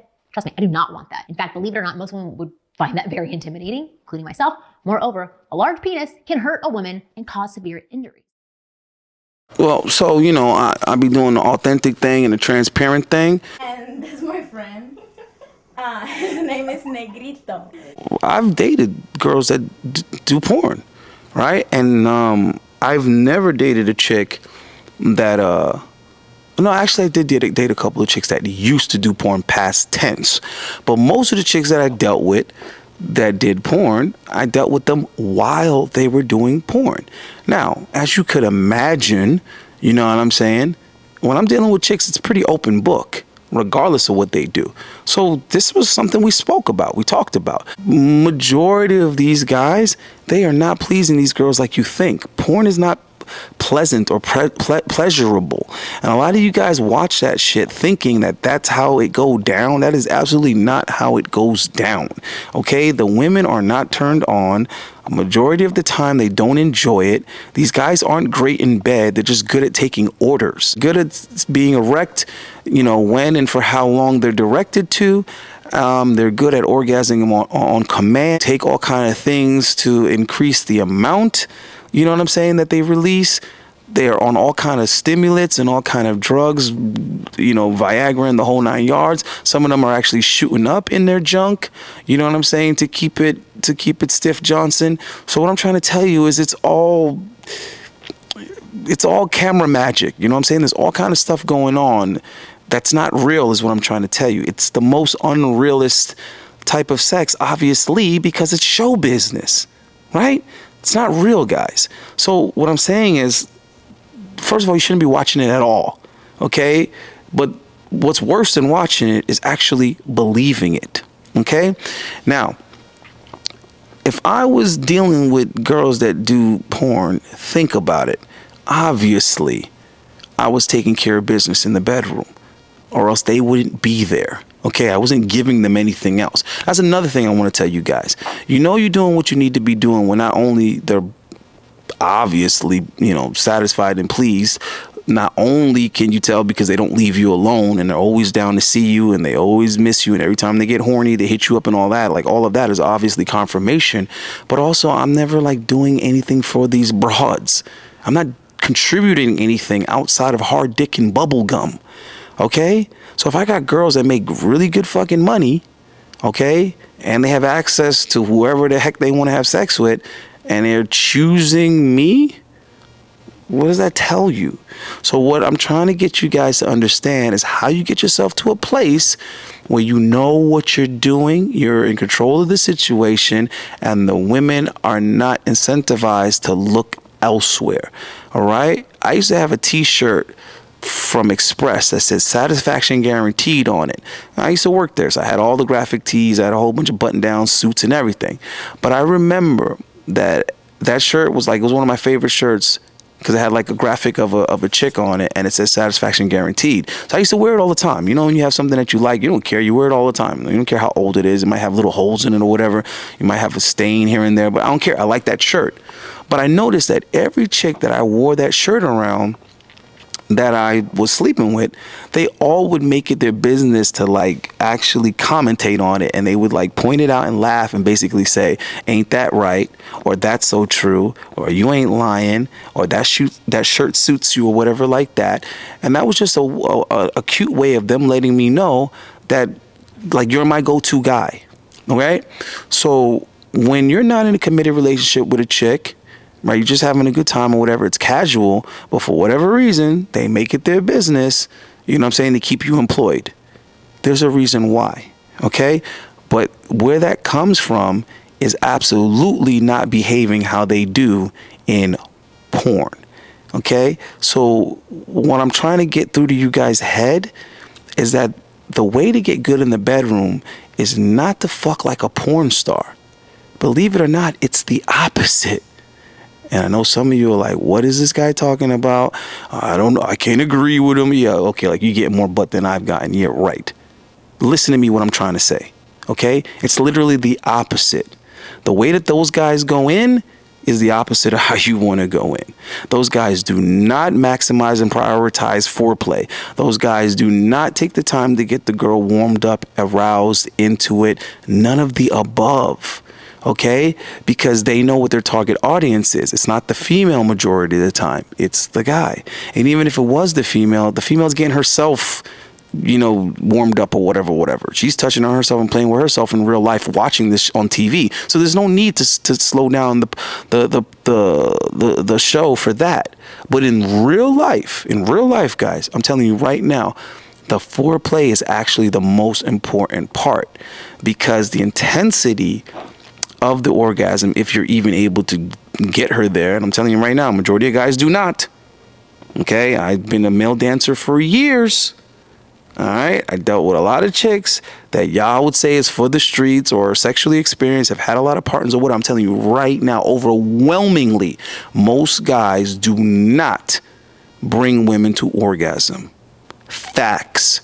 So if you're somebody that makes it your business to make sure that the girl gets off every time you're in the equation, you are putting yourself literally in the top 20% of men as far as the bedroom action. Because I'm telling you right now, 80% of dudes don't even get the girls there. A lot of times the girls just like fake it, or a lot of times the girls just kind of moan a lot or whatever, and the guys think they're doing something. But genuine like orgasms, 80% of the guys that women are with actually don't get them there. And on top of that, how many guys do you think are getting them to get to that multiple? So we're going to talk about that, right? I'm going to get you guys right. So the problem might not be your tool, but your skill. Vaginal structure. As I said before, most women orgasm through clitoral stimulation. But let's talk about vaginal stimulation for a second. How does that really happen? And when can it lead a girl to a mind-blowing orgasm? Well, the answer is very simple. For women who are capable of climaxing from vaginal penetration, it mainly comes down to the stimulation of the G-spot, which you've heard about before. The G-spot is an area inside the vagina, which is connected to the clitoral network. And you can think of it as the backside of the clitoris. And the best part about it is it's located about an inch or so inside the vaginal opening on the upper vaginal wall. Yes, just about an inch or so inside the vagina. What's more, it turns out that apart from the G-spot, the other erectile tissue, nerve endings, and things that feel oh so good to be stimulated inside the vagina are all within 2 inches of the vaginal opening. And that means in order to stimulate the G-spot and most of the other feel-good tissues in a woman's vajayjay, you do not need a monster shaft. Given that the average size of a penis is about 5.1 inches, any average guy is physically capable of stimulating a woman's vagina perfectly well. There is a lot of truth to what she's saying, even though she did all this extra jibber jabber shit. So the G-spot, okay, is literally like on the reverse side of the clit. All right. So hopefully, listen, I'm not going to explain to you where the clit is. Like, you guys need to at least know what that is, right? So, okay, where the clit is, class time, guys, pay attention. I don't know who the hell else in the manosphere is going to be like literally explaining this shit to you, but a lot of you guys need to know. There's grown-ass men that don't know this, and I know because women tell me. Women are married and their husbands still don't know like what to be doing with this, all right? So, yes, on the opposite side of the clit, the inside, is where that G-spot will be, and it is literally only like 1.5 inches, 2 inches in. So it really has nothing to do with depth or length. In fact, most guys aren't going to hit it regardless. So that's the thing about the G-spot. Unless you figure just the right position for that girl's particular body, chances are you're not going to hit it anyway. So this is the best way to hit it. Notice I don't have just like a straight finger. Notice my finger's in a curve, right? The finger's in a curve because it's in there. It's like underneath the hood. So when you go in there, imagine opening up the hood of a car and you're tapping the hood, under the hood, not in the engine. You're under the hood, right? And you want to be actually pretty damn delicate with it, gentle with it. So tapping, moving, all that kind of stuff. But just feel her out to see what she likes as you're doing it, because all girls are a little bit different in this sense, in the sensation wise. They're not different in the anatomy where shit is. For women, it's pretty much in the same place. But what type of movements and patterns she might be most receptive to are going to vary. It's your job to figure out what that is. Now, the most important thing I would tell you going in is have a mindset of patience. You're in a rush to do nothing. In fact, you want to prolong it as much as possible. I know that's like reverse to what you want, but this is where you have to understand it's not about what you want. When you're dealing with women, majority of the time, you're going to have to make sure you take care of them first. And that's in general. Like when you first meet them, you're the one that has to make the impression first. You get what I'm trying to say? You're the one that has to put the effort first. You have to initiate first. With women, you always have to do everything first. And then how good of a job determines whether or not they're going to reciprocate it. All right. So that's when you see guys getting girls to do things for them. That's because the guy already did his part well first. He did his part well enough that has her in debt to him. Like, oh, shit, I need to. You see what I mean? So it's the same thing in the bedroom, probably more so than anywhere else. If you want a chick to be focused on what you want and pleasing you, it's all about how well you take care of them first. Now, when you know you're the man, when you have women saying, damn, you haven't came yet, I want you to come. What about you? I want you. That's when you know you're where you need to be. Where now her main focus and priority is making sure that you're pleased, that you're enjoyed, because now she's starting to feel self-conscious, like, damn, this guy still hasn't, you see what I mean? Because most guys can't control. They can't control themselves. They can't control. They explode. They're always premature in it. And yes, majority of guys, they have an issue with premature ejaculation. And let me explain what I mean. I'm not talking about clinical premature ejaculation. What I'm trying to say is if you came before she wanted you to come, it was premature by definition. So it's not premature by your terms, it's premature by her terms. So rule of thumb, don't come until she tells you to. Don't come until she wants you to. So if it becomes too sensitive or whatever, stop. Discontinue and then go back to the foreplay. I don't want you guys to think of foreplay as something that you only do before sex. And I don't want you to think of foreplay as something that is like short-lived. Like foreplay shouldn't be 5 minutes or 8 minutes. See, this is okay. Let me rewire you motherfuckers' brains. A lot of you either skip that altogether or you only do it to the extent of access. You're like, okay, once she'll let me get in, then the foreplay is done. The foreplay to you guys is just like picking the lock. No. Absolutely not. Absolutely not. This is something that you should keep in the forefront and keep continuous throughout the entire process. So anytime you feel like it's feeling a little too good to you, stop what you're doing, back out, okay, and go back to foreplay. Go back to all kind of other things, playing with her feet, playing with her ears, kissing her on her neck, making out with her again, back to dealing with the clit, back to playing with the G-spot. Trust me, guys, you want to prolong this shit as much as possible. And the way you make sex last long is not just, no, you make it last long by constantly changing positions, switching between using your hands, your mouth, your tool. You get what I'm trying to say, guys? You keep the shit mixed up and you stay receptive to how she's responding, so you start getting an idea of what works for her, what she likes, and so on and so forth. Now, if you're doing all these damn things, bro, because you guys keep worrying about the size matter, you're not realizing that it's body on body. It's not about just your meat. It's about how you use your entire body versus how you stimulate her entire body. Oh yeah, man, we going to school today, man. This is fucking university. Understand that for a woman, she needs to not have any pressure. She needs to be able to go at her own pace, and that her pace is probably much slower than your pace. So if you don't rush her through it, it will make a difference. That's basically what I was just trying to tell you guys. It's all about building anticipation. With guys, it's always, so fast. You guys are just trying to get to that part. You're thinking that that's the meat of it. That's the whole thing. That's not the whole thing. The whole thing is sexuality. Stop thinking about having sex and think about sexuality, meaning involving everything. There is nothing better, right? Think of it this way, right? Because I know in the first time with a girl, it's going to be a little bit awkward and a little bit different because obviously it's the first time. Unless you're a super G and you know how to set the room, set the mood, set the ambiance. If you know how to do all of those things, then you're going to probably make it feel smooth, even though it's the first time with a chick. But again, that's going to take a lot of experience because it can't be like feeling like it's the first time for you. So when you're well versed, you can be able to set all the moods right? So I want you guys to step up on your romance game, because I know nowadays a lot of shit you do is like considered simping, and that shit is weird as hell to me. It's like y'all be acting like some little kids letting some other dude tell you what's simping. This shit's retarded. And if you're going over a chick's house, right, real quick, things to have, okay? Condoms, obviously, duh, but lube. A lot of you motherfuckers underestimate the value of lube. Why? Because you guys think lube is only for like anal stuff. Like, no. I'm gonna put you up on some super G game right now, okay? You should be using lube for yourself. What do I mean? Okay, if you're wearing condoms like you're supposed to, condoms feel like rubber because they're made out of rubber.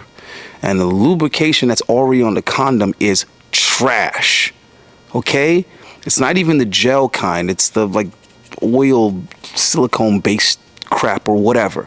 So you want to roll with lube, but you don't get that weird oil based shit. You get the gel, the water soluble gel. KY is classic, right? But also Astroglide is awesome. Me personally, I'm not messing with anything other than those two brands because it's like, listen, that's what works. Why would I even experiment with some other crap? So KY, but the gel, right? Obviously liquid based because you want to be able to just wash it off. That other silicone weird crap, you could like shower and bathe and it's still on you. You can still smell it. It's still there, right? So use the gel, whether it's Astroglide or KY. Now, what you want to do is you want to put that on your meat before you put the condom on. Don't put too much because then the condom could come off and all this other kind of stuff, right? All right, so boom, both sides. All right, both sides. It's kind of like when you season in the meat, you know, you put season on both sides of your meat, put season on the top, flip it over, put season on the bottom, then you throw it in the baking pan or whatever. Same concept. You want to put the lube on your dick first, then put the condom on, and then you want to put a little bit of lube on the condom. But here's the thing though, you shouldn't need the lube for her to be moist. All right, you should get her moist with other things, right? With the way you make out with her, or the way you lick on her clit if that's your thing. Also the way you play with her, right? Which I said you should take your time, because it takes time to get girls to that place. Even if she's already overly aroused because you might happen to be that dude. I don't know, right? Maybe you got sideburns like Elvis. I don't know, bro. I'm not in your sex life, right? So even if she is already a little bit, you know what I mean? You still want to play with it for a good period of time. And if you're playing with it too long, most girls will let you know. Okay? And the thing is, if you're not playing with it long enough, most girls won't let you know. You see what I'm trying to say? So it's kind of a situation like you're better off having too much foreplay than not enough foreplay. I'll put it to you like that. Okay? So make sure you have condoms. Make sure you have lube. All right? And what else was I gonna say to you guys? Depending on if it's your place or her place. See, like if it's her place, you want to make sure you bring those things, right? And you want to kind of be inconspicuous with it. Don't bring just one condom. That's bro, do not do that. And if you're young in your 20s, you should need at least 3. If you're in your 20s, at least. If you're in your 30s, at least 3. Yeah, at least. I don't know. If you're old like me, you should be settled down by then. You should only need 1. All right? So, make sure you bring those things with you. If she's coming over your place, that's a whole different ball game. If she's coming over your place, you should already have candles, music, massage oil. I don't want you guys to think any of this stuff is like stuff you got to like work your way into later. Oh, no. You could be a virgin and be bringing this level of game with you. You could be a virgin, okay, and be getting the bubble bath going and putting the bubbles in there, having the candles lit around the bathtub, playing her favorite love-making music. If you really want to, you know what I'm saying, expose a chick to something, get R. Kelly 12 play. That's a classic, but these young girls probably never heard it, which makes it even better. But I'm telling you right now, you can't go wrong with R. Kelly 12 play. I know all the old school players know what I'm talking about. You cannot go wrong with R. Kelly 12 play, even if she's never heard it. And I know you guys are probably like, R. Kelly, the same R. Kelly that's in prison. Listen, man, compartmentalize. Separate the man's craft from his crimes, all right?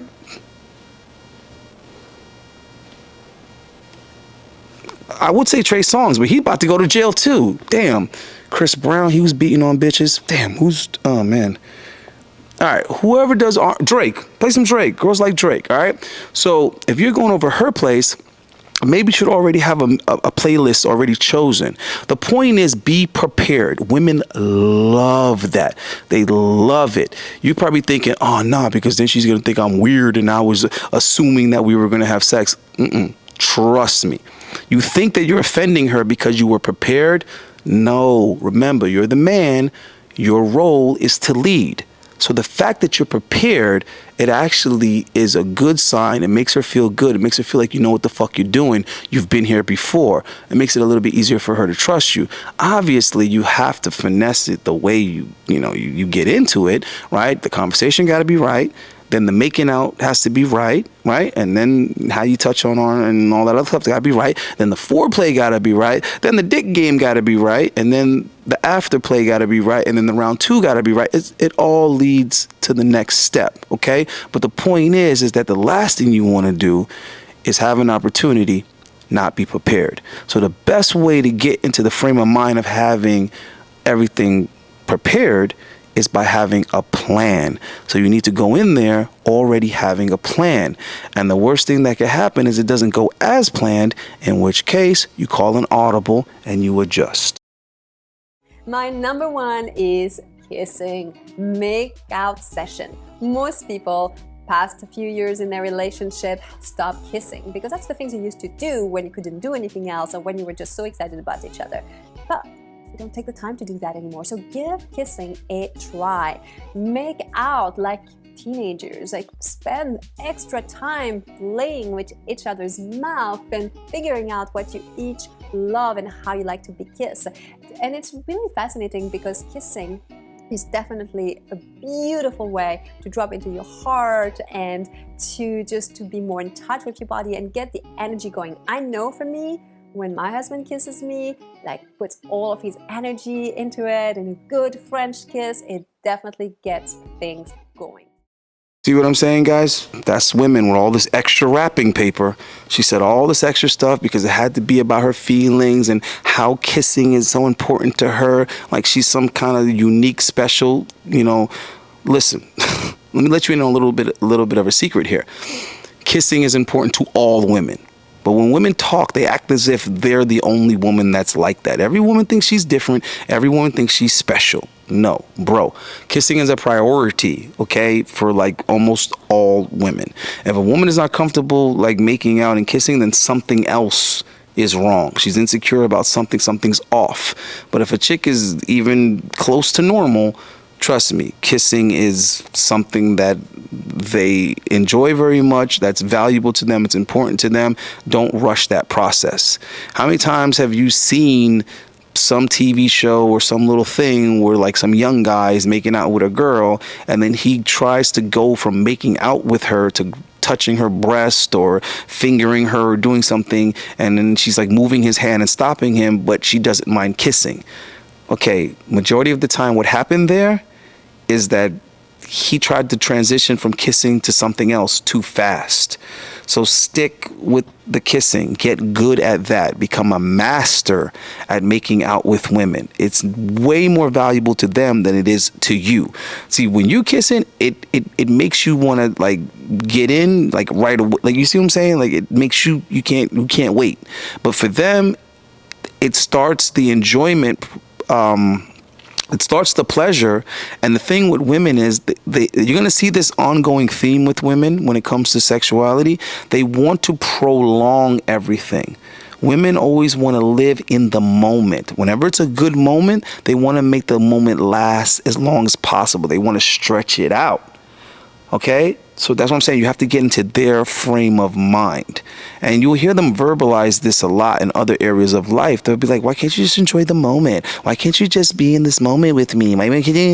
Yeah, when it comes to sex, that's the time to go ahead and get on her time, right?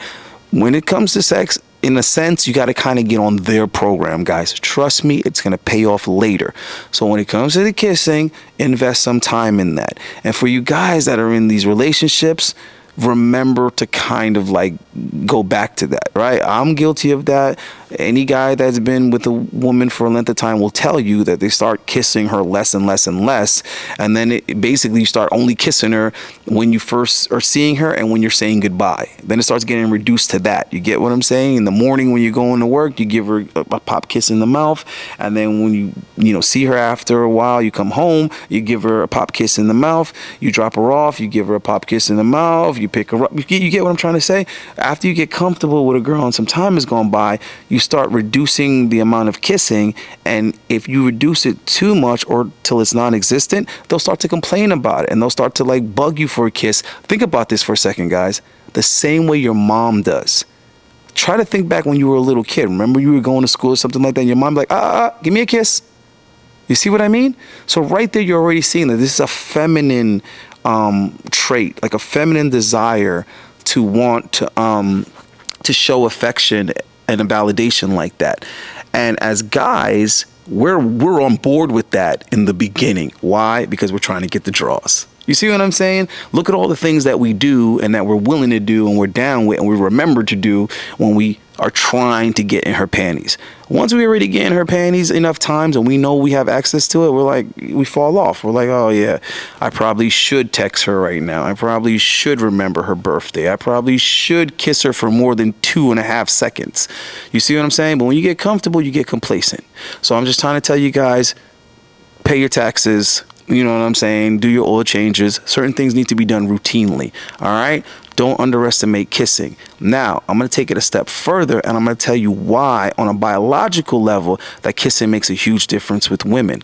When it comes to your bodily fluids, your sweat, your saliva, your blood, and your semen, they all contain levels of testosterone. So when you kiss a chick, you're actually transmitting your testosterone to her, and that hormone is closely associated with sex drive. If a woman's testosterone is too low, she'll have a low sex drive. Yes, women have testosterone too, and men have estrogen. And if a man's estrogen is too low, his sex drive will be gone. Trust me, I know. I'm a professional bodybuilder. When we get close to competition, we take estrogen blockers because estrogen retains water, and we're trying to get a hard, dry look on stage. You want little to no estrogen in your system. So you don't believe me? You can look this shit up. When a guy doesn't have any estrogen in his system, he like literally cannot get or maintain an erection. Furthermore, you don't even have the desire. All right, when I take estrogen blockers, bro, it's the last thing on my mind is sex. And it was a huge issue when I was living with both of my women. And when I would have those point in times in my season, I'd be living with 2 gorgeous women, both horny as hell, and I would have zero interest in sex. Zero. I mean, none at all. All right. So just keep that in mind, is that the same way a guy needs estrogen to be aroused is the same way a female needs testosterone. So when you're kissing her, you're actually increasing her testosterone because you're raising her testosterone levels by giving her your saliva. The higher your testosterone is the more you're going to be able to spike hers. So that's where having a high testosterone level comes in a huge advantage when dealing with women, because they'll be able to detect it in your pheromones, meaning like when you sweat, you literally have testosterone coming out of your pores. When you kiss them, they're also getting a much higher dose of testosterone. And for all you freaks out there, when you skeeting in their mouth, that also gives them a huge dose of testosterone. You know me, man. I got to bring it to the facts. I got to bring it to the nitty gritty on a cellular level. That's why those things make a huge impact. Now, of course, in female world, they're not even thinking about that. They're just thinking about their feelings. If you can tell her, take your time, it will allow her to fully let go and relax. And the more she does that, the more she can reach an orgasm. So don't rush her. Never. Number 2, give her clitoris some attention and make sure you know it well, explore it. Make sure you include her clitoris. In your pheromones, meaning like when you sweat, you literally have testosterone coming out of your pores. When you kiss them, they're also getting a much higher dose of testosterone. And for all you freaks out there, when you skeeting in their mouth, that also gives them a huge dose of testosterone. You know me, man. I got to bring it to the facts. I got to bring it to the nitty gritty on a cellular level. That's why those things make a huge impact. Now, of course, in female world, they're not even thinking about that. They're just thinking about their feelings. And put that in there because it's the truth.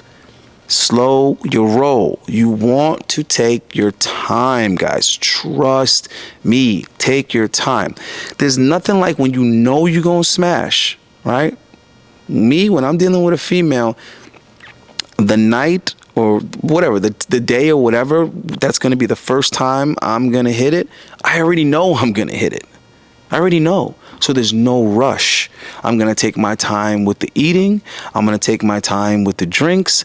I'm going to take my time with the back rub. I'm going to take my time with the banter. I'm going to take my time with the foot rub. I'm going to take my time with the shower or the bubble bath. I'm going to take my time, bro, because I already know I'm going to hit. I know it's guaranteed. So there's no reason for me to rush. You get what I'm trying to say? And the more you take your time with it is actually the more likely you are to get access. And I'm going to tell you why. Because it's work. You are employed to do a job. And the better job that you do is the more the employer is obligated to compensate you. So think about it. When you do a good job, what happens? You pretty much get paid, and they're going to want you to do the work next time it needs to be done. But when you do a great job, they're going to want to tip you. When you do an amazing job, they're going to want to tip you even better. And when you do too good of a job, they're going to want to tip you, hire you again, and refer you. They're not going to be able to keep their mouth shut. And there used to be like a well-known fact or standard or whatever amongst women. If a guy's taking care of business too damn good, if he's the best you ever had, don't tell your friends about it. Don't tell your friends. If you go and brag and gush to your friends about it, they're gonna fuck around trying to find a way to bump into that guy and get a little bit of it themselves. Because if a girl goes and explains something to her friends that's better than anything she's ever had, her friends are gonna be like, well, shit, I want some of that. I want a guy to do all of that. So I want you guys to keep all that in mind. And none of this stuff is simping, bro. If she's yours and you knocking it down right and she's giving you exclusive access to that punani, you trying to tell me that giving her back massages is simping? You get what I'm trying to say? And if I'm giving a female a back massage, right? Since I already know I'm gonna beat, I'm not acting all like some little goofy little kid when I get her naked. And the whole thing is, I'm not even gonna make that weird or awkward. You see what I'm saying? I'm gonna tell her, you know what I'm saying? Like, listen, take off your shirt and lie on your stomach. So I don't even see the boobs because she's lying on her stomach. She knows where I'm going with it, but because I'm doing it so casually and because I'm taking my time and I'm not rushing anything and I'm making sure she's comfortable, making sure my timing is right. By the time I work the neck and behind the ears and the shoulders and the shoulder blades and the top of her back, and then I'm going down the small of her back, then I'm in her lower back, then I got to pull her pants or her skirt or her dress or whatever down a little bit so I can get from her waist to the top of her butt. And then I'm going even lower, and then eventually I'm going to take that off altogether, but I'm not going to jump all into it. No, I'm going to massage the butt cheeks individually. I'm going to get the hamstrings up. I'm taking my time, guys, because I know and she knows that I'm gonna beat that pussy up. She already knows, right? But the point that the point of me prolonging it is to make her more comfortable, to build more anticipation, right? So that it's more of an arousal, so that all the climaxes are more intense. Right? So I'm showing you guys how to do this shit. I'm showing you guys how to separate yourself from the little boys, separate yourself from the guys that are just rushing, separate yourself from the guys that are selfish and only care about themselves, separate yourself from the amateurs that are just thirsty. That's what I'm showing you how to do that. Because when you separate yourself from all these other dudes, you're much less likely to get flaked on, okay? To have your calls ignored, to have your text messages left on read. Trust me, bro. All that stuff becomes a hell of a lot less likely when you're doing all these things other guys aren't doing and you're going the extra mile. So remember when I said you want to take your time with it and you want to keep on putting in the effort and doing the most, because that's going to make her feel more and more like, damn, I wasn't even planning to sleep with him tonight. I wasn't even planning to, but I got to. Like what the fuck? Not only is he making me feel this comfortable, not only is he making me feel this comfortable with my own body, not only is he making me feel this special and this desired, not only is he giving me this much attention and validation, right? Raising my blood pressure, speeding up my heart, you know what I'm saying? Dopamine level. You're doing all these things, bro. She's gonna have to compensate you. Think about it. She got to give you a piece of that pie. Improve your foreplay skills and take the time to learn about her body, and you will make her orgasm every time. Now, see how she threw that little part in there and said, you will make her orgasm every time.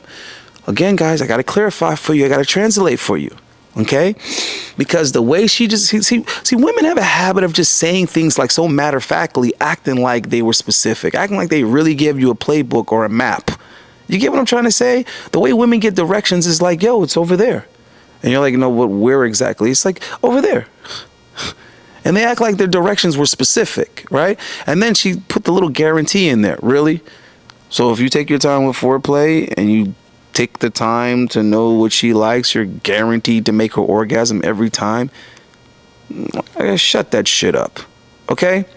Now, what I will say is that if you take your time and you're attentive and you're trying this, is it here? Is it here? Is it here? What about this? What about that? What about this? Yes, you will be guaranteed to make her come if you're willing to put in the effort. Okay? Because again, I have to be honest with you and keep it real with you guys at all time. Certain chicks, it's not going to be that easy. Certain chicks I've done all my best shit on, and it's like, damn, she still didn't come. I'm still not getting. But this particular girl, she's a little bit harder to make come. But as you're doing all of these things, she will become more comfortable with you and more open with you, and then she'll start being more honest with you. So there are women that will literally tell you, listen, I'm not going to come like that, or it's difficult to make me come, or it takes me a long time. They're going to want to give you that encouragement and give you that honesty because they don't want you to get discouraged or get frustrated or give up or think something's wrong with you, because they know, hey, it really isn't you. Like you're doing really, really good. It's just that me, it's a little bit harder for me, or I take a little bit longer. They know. But that's good. That's good. If you get a female to a place where she's comfortable communicating with you about her body and about her sexuality and about her G-spot and all, you're doing amazing, dude. All right. So that's how I want you guys thinking. How can I get her so comfortable that she's comfortable telling me everything and showing me everything and just going ahead and letting me know that I really actually like this a lot, or I don't like that, or whatever, right? So yeah, I can't get too explicit with you guys because, good Lord. But the point is you should be going and doing the research and going experimenting. But yeah, you should be probably putting some lube on your thumb and kind of playing with her butt a little bit. I'm just saying.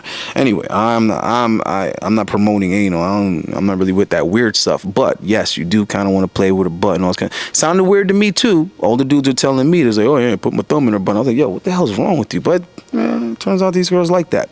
Then I had a homeboy actually explain to me why that makes a difference, like from a biological standpoint. It turns out the wall of tissue that's between the back door and the front door is like half an inch thin. So there's some sensation that they will actually feel on the opposite side of their vaginal wall from their anal wall. Well, it's just too much going on, bro. But anyway, guys, try things is what I'm trying to say. Try things, figure out what she likes. Don't be shy, but be patient and be delicate. Also, I will add, when playing with the clit and all like that, you need to be as gentle as possible, believe it or not. A lot of guys are a little too heavy-handed, and I've been guilty of that a lot myself, you know what I'm saying? But if a chick is not comfortable enough with you, she might not actually tell you, in which case it'll be discomfort, it'll be uncomfortable to her, and she's actually not enjoying it, but she's not saying anything to you because she's just like, you know, like letting you do that. So if anything, I would say start off on the lightest setting as possible, and then kind of increase up into a point, and then she'll let you know with her body, like, that's too much, turn it down a little bit, right? So always start off things light and then increment up. Even if you're going to play with the back door, you start off extremely light and gentle, and just the tip and all that other kind of stuff. Come on, these expressions exist for a reason. And when I say the tip, I'm talking about of a finger. That other stuff, I don't know about you sodomites. To get wet together, also known as shower together, and not just shower together, but soap each other. In there for a reason, because it's more of the type of shit you need to learn to ignore.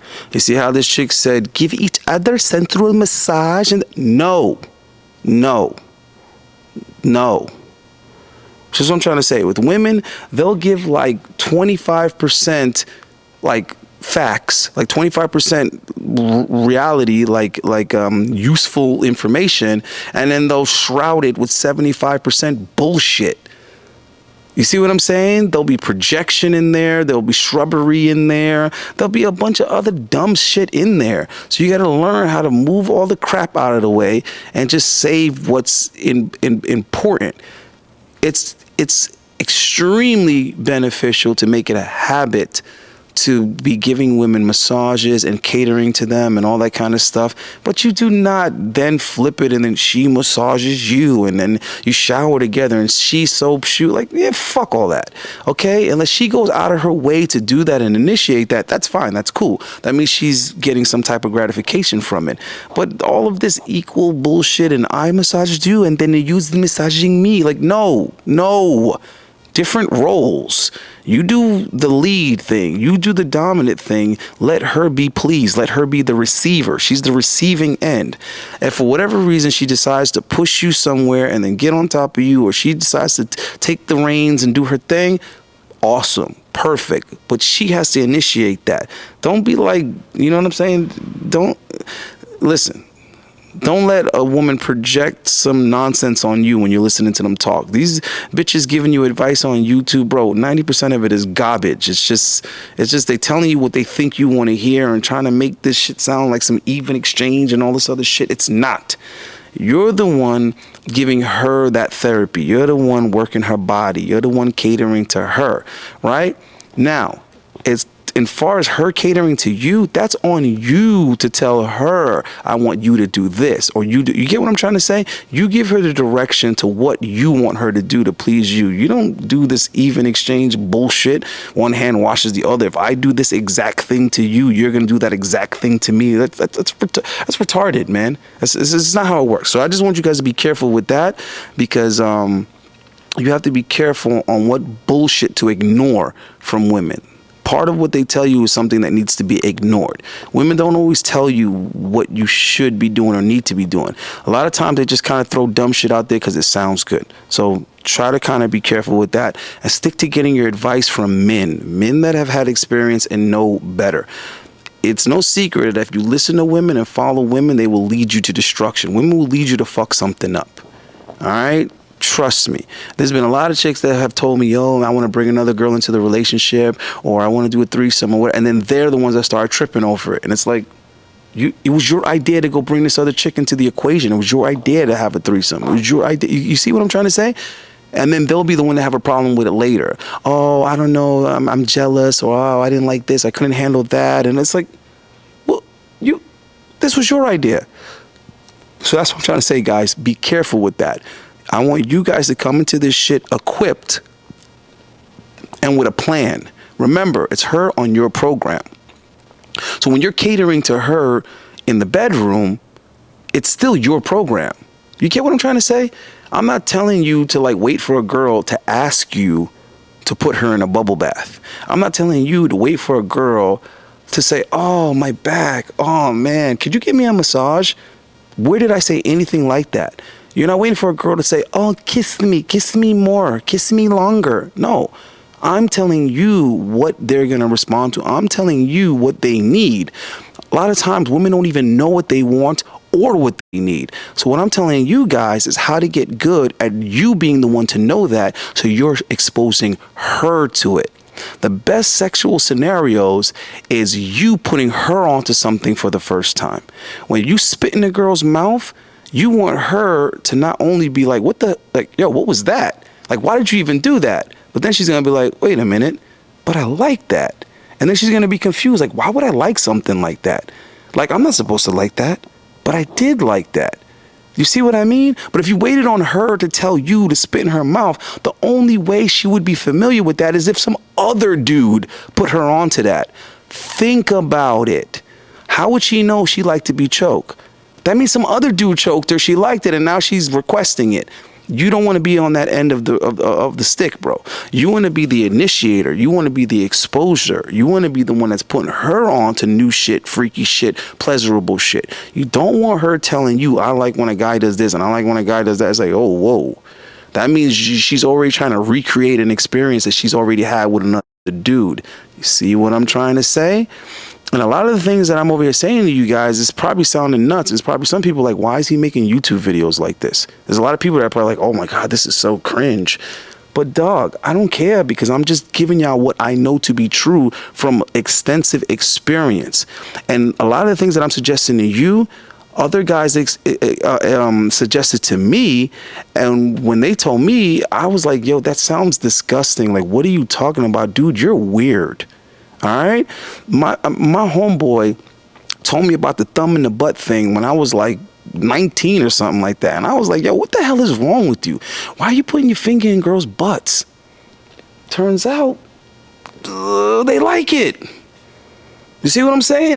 Ain't something wrong with me. It's something wrong with women. They like that. The whole choking women thing. I would have never came up with that on my own. That sounds like some go to jail shit. But guess what? Women like it. Look it up. Go buy 50 Shades of Grey. I don't know what to tell you, bro. That's shit they like. You see what I'm trying to say? Spitting in a chick's mouth. Dude, the dude that told me that was this Puerto Rican dude, Rafael. Rafi was like 40 at the time that he told me this. I was 24. I was 24. This dude was 41, and he was telling me to spit in women's mouths. And I was like, Rafi, you need therapy. I don't even remember why I tried it the first time I tried it. And I'm going to tell you what this chick said, and it was weird because most chicks said the exact same thing she said. She said nothing when it happened, right? Because I was smashing, and it was getting real good to her, and I said, open your mouth. And she probably thought I was ready to finish. But no, I was already preparing some spit in my mouth, and I spit in her mouth. It was done. There was no resistance. There was no complaint or anything like that. And then afterwards, she says to me, she said, why did you spit in my mouth? And this was weird because I didn't really have an answer. And I was like, fuck, I don't know how to explain this. And as I was thinking how to explain this to her, because the truth was, well, because Ralphie told me to do it, right? But that one, how crazy would that have sounded? I spit in your mouth because some other dude almost twice my age told me to. So I'm over there trying to think of how am I going to explain this. And she says to me, I liked it. And every other time since that I was with that particular girl, she asked me to do it again. So I thought to myself, So I went back to Ralphie and I asked him about it. He just laughed. He just laughed and he made fun of how young and inexperienced I was. He teased me. And I thought that I was experienced because I had plenty of sex at the age of 24. So I was like, damn, there's a lot more to learn. So of course, my curious ass started doing it to every girl from then on. And every girl had almost the exact same response. They would they would enjoy it and then ask me why I did it, and then they would be in awe and confused as to why they liked it, which prompted me to become more curious. So what did I do? I went and looked it up. I went and researched it, and that's when I found out that what happens is there's a lot of testosterone in your spit. How many men have lived and died and never done that? Some guys probably tried it because they probably seen it in some dirty movie. They probably seen it in a porn, I'm sure. Okay, but I don't watch porn. So the only reason why it occurred to me is because Ralphie told me. Okay, now what I'm trying to say is there's a long list of other shit that guys have suggested to me that I probably shouldn't put on this YouTube video. But the point is when tried these things, the women liked it. And 90% of the time, it was the first time the woman had had it done to her. Okay, so what I'm trying to say is that's the best scenario, is that when you're the first guy to have done something to a chick. Just think about it, guys. Or is give each other a sensual massage. A lot of people just don't spend enough time touching each other anymore. So get your favorite oil and scented candles, music, and give each other a massage. It's important to have one giver, one receiver, so that you each can be fully immersed in your role. So take turns. It doesn't have to happen at the same time, the same day. Now, what she just said is under the only circumstances in which I would touch myself, right? It's like we used to say in the lockup, hey, bruh, don't be over there hurting yourself. That's what we used to call it. And lifting weights in the yard, we used to call that getting money, because having muscles and being built and fit is as good as money, right? So this is what I'm trying to say to you guys. If you touching yourself by yourself, I don't know, bro. I'm sure plenty of you guys are going to try to tell me that there's nothing wrong with masturbation and all that other shit. Bro, I'm not Catholic, so I don't know how I grew up to where I think that's some bizarre, weird stuff. But to me, I don't understand the logic in it. I don't understand how one person can have sex with themselves. I just don't get it personally. So the only time that I would be touching my own junk, other than when I got to take a piss, is when a female is in my presence. All right, that's another reason why I didn't really enjoy my dick pump too much, because it was just weird to me to have to spend that much time touching myself. All right, but I will admit she has a point. It does do wonders for arousing a female, especially if you're in good shape. If your entire body is visually pleasing to a chick, and then you have the nerve to sit there and touch yourself in front of her, what can I say? They like it. And I will admit, I like when girls touch themselves. I like it. It's nice. So I will agree with her on that one. Try not to get too carried away with it. But yeah, I could see how it would be part of foreplay. Fuck it, it works. Ritual masturbation. Ooh, I said it. Yes. Show each other how you touch yourself. Be seen in the most vulnerable way possible. Just another of a long list of females that takes a lot longer to say shit than necessary.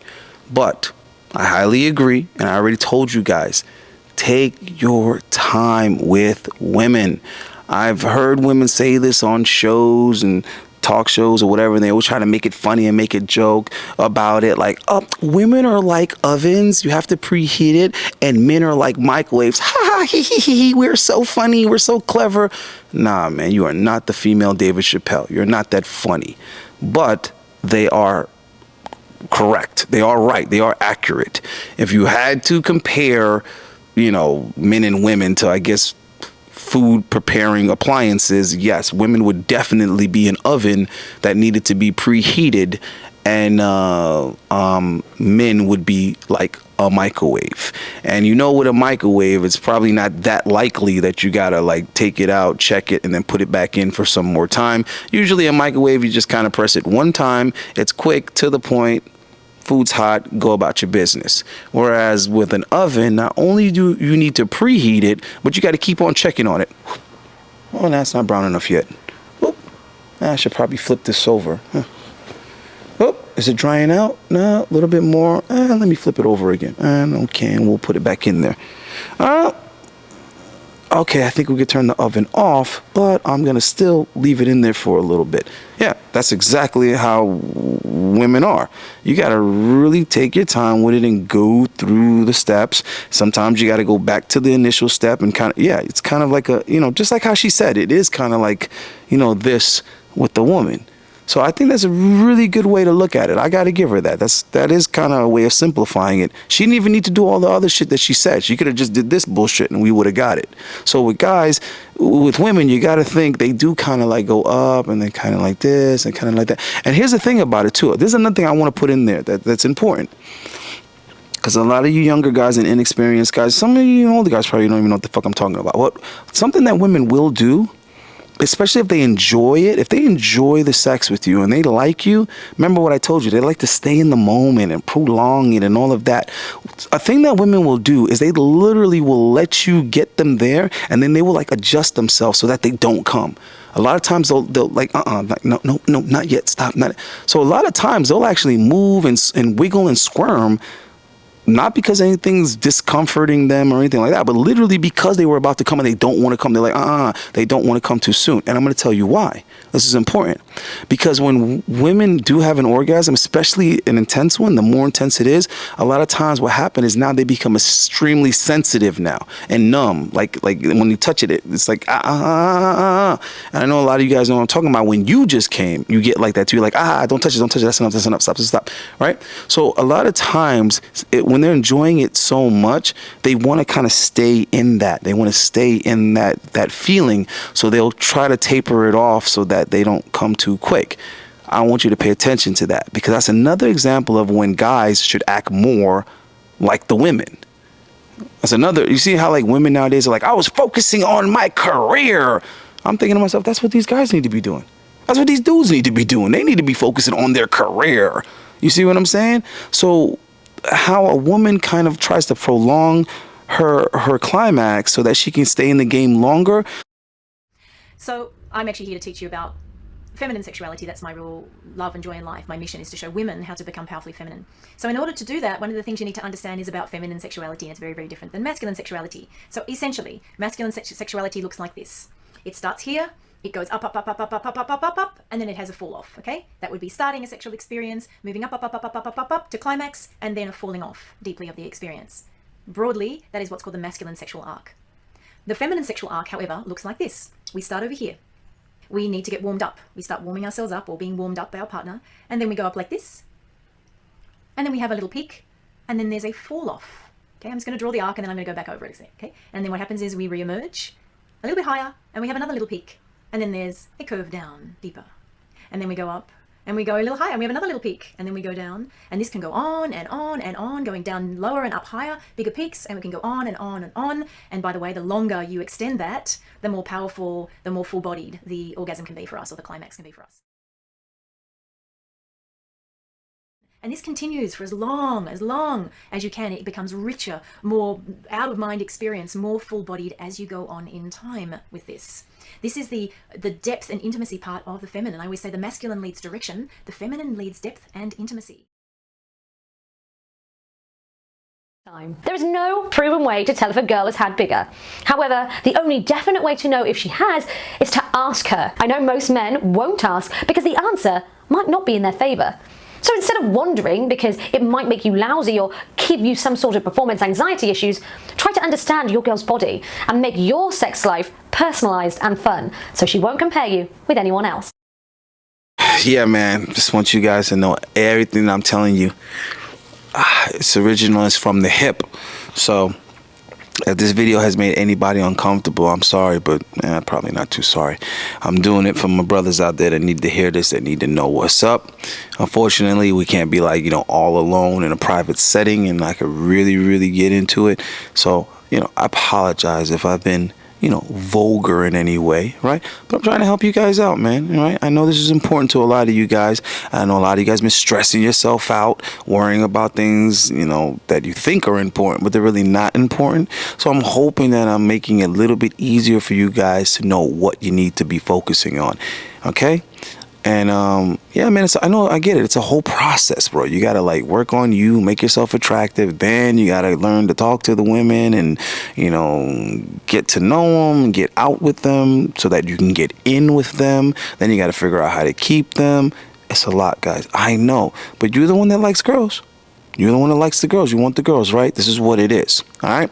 So, like she said, make it your business to set yourself apart from everyone else, all right? Because you want to make an impression on her. You want her to be thinking about you, and you want her to enjoy what you and her do when you're in your private time, all right? Make it special. Now,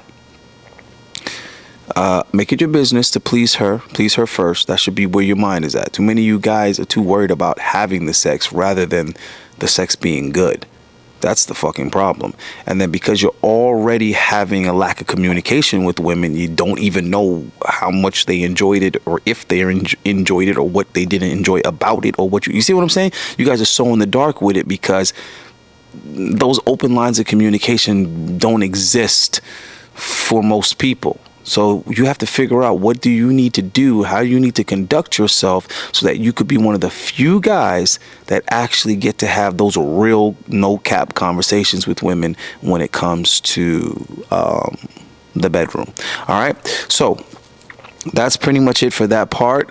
I'm just going to talk really quick on one last, aspect of it that I think is relatively significant.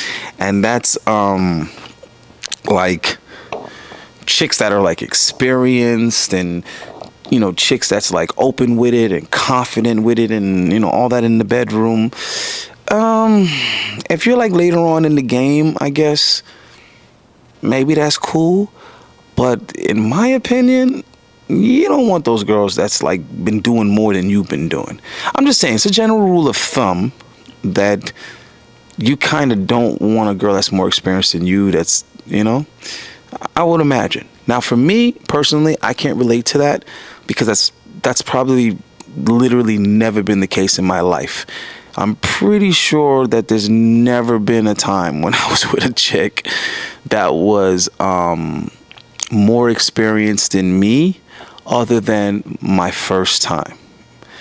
And that, I think, is one of the things that's most unique about maybe, say, my sex life rather than like the average guy or the typical guy or majority of the time.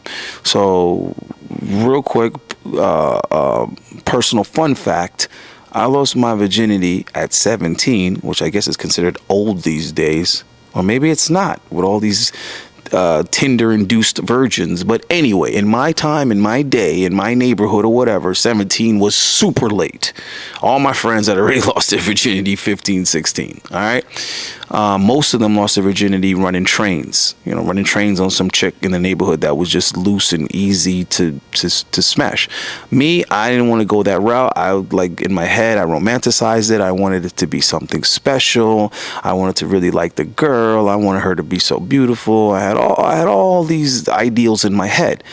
What I ended up getting was actually probably 1,000,000 times better than that. But of course, I would have never thought that or imagined that. But the chick was 19, and she was what we call a super senior. Like, she got left back. She was supposed to have already graduated high school.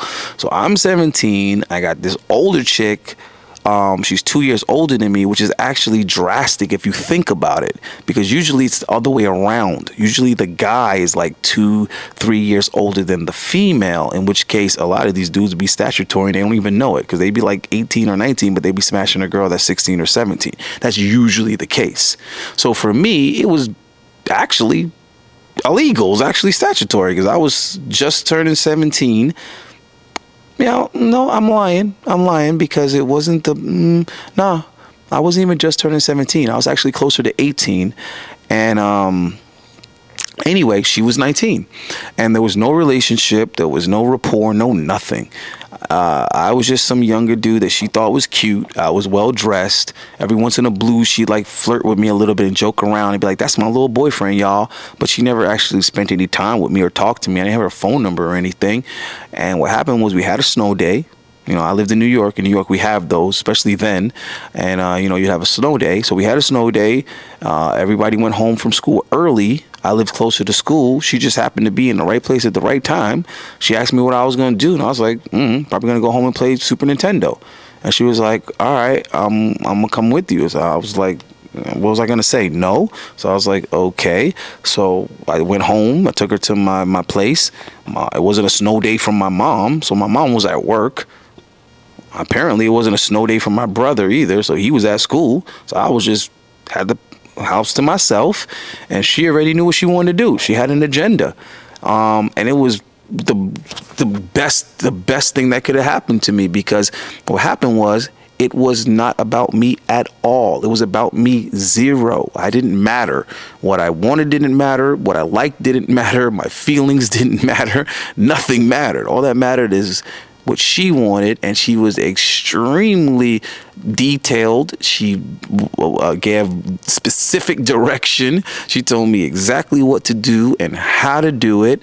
And the entire time, I remember having zero concern for myself. I was just trying to do what I was told, and it was fucking awesome, because she taught, hands down, she taught me more about sex in that one day than I think most guys learn in years. And I am not exaggerating. Not exaggerating. She was like, do this, eat this, do that, do this like this, do like that, like that, do that. Bro, it was almost like I came out of that motherfucker like a pro. You see what I'm saying? But she wired my brain to be a pleaser. She wired my brain to prioritize the female. And some of y'all might be thinking, wait a minute, that's not good. You got taken advantage of it. Like, you tripping. That thought process and that strategy, that technique, that that system of going into it made me never really take an L with girls in the bedroom. It was really a good thing for me, and I really appreciate that. And what I'm trying to do for you guys is I'm trying to share that understanding and save you guys all the fumbling around that most guys go through, because most guys are just trying to get some experience themselves. They're just trying to get off themselves, not realizing that if you actually flip it and go in with the mindset of the mindset of pleasing the female and what are her needs, what does she want, or whatever, you will be able to desensitize yourself, so you will be able to develop a high level of dick control, which is another key strong point that I want to mention to you guys. If you guys can have dick control, not only who you choose to sleep with and who you pursue and who you chase, but even in the act of it, if you can control when you climax, this is an amazing advantage, bro, because you'll be able to pace yourself. You'll be able to get the job done, you know what I'm saying, and not blow, because after you blow, the party's pretty much over, okay? Because even if you go back to foreplaying, like I told you guys, suppose she's ready for you to reinsert and you're not ready to go in. You see what I'm saying? If you're limp and flaccid and she's ready to go, your fingers done did the walking, you know what I'm saying? Your tongue done did all it needed to do, and she's like, oh no, I want you inside of me. And then you're like, oh, I'm gonna need another 10, 15 minutes. See, you failed. Big fucking L. So dick control, very important. But anyway, the last thing that I want to get into is that's not the route that I want you guys to go, because that only works for me so well because, like I said, it was how I lost my V card. But in real life, moving forward, you don't want a chick that's been around and all of that, and she has all this more experience than you, bro. It doesn't really necessarily benefit you. And if she's not gonna be like a tutor, like this girl was to me, this chick went out of her way to make it her teaching me, her showing me.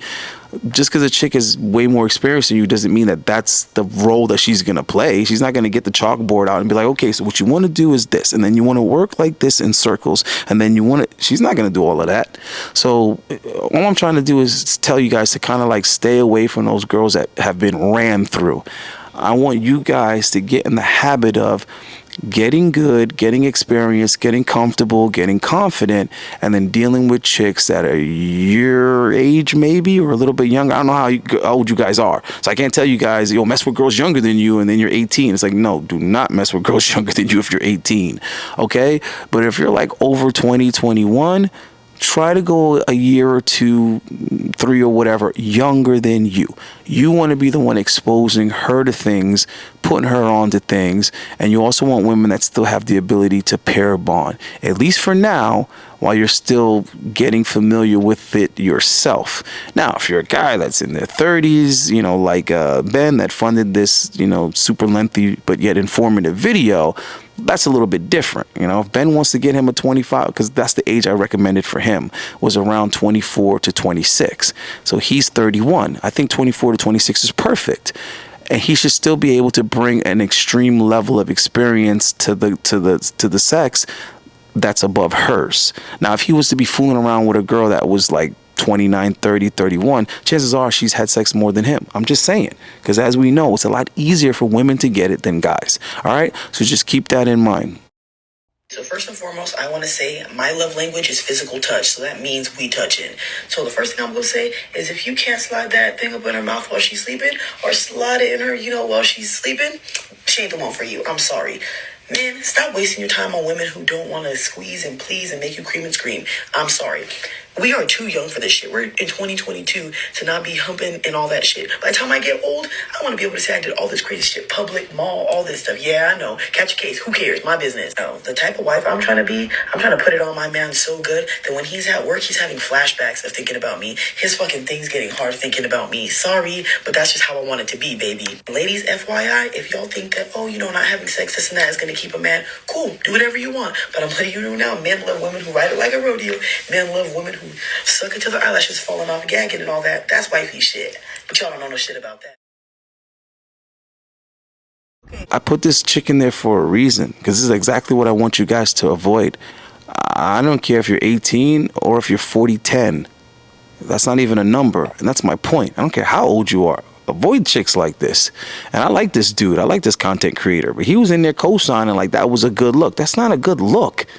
That chick is a dude. As far as I'm concerned, that chick's a dude. She looks like a dude. I don't care what you say. Yeah, I said it. So that chick's way too masculine, way too aggressive and dominant. That's not a turn on. That's not sexy. That's disgusting. That's horrible. And she's a trauma victim. That chick is traumatized. So that's what I'm trying to say. Like, that type of sexual energy is not good sexual energy, bro.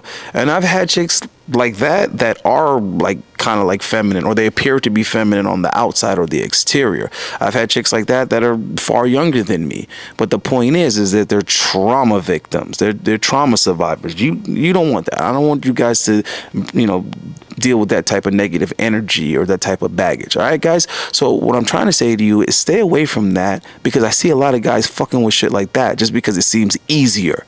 Don't go for easy. Okay, that's kind of how I want to end this video.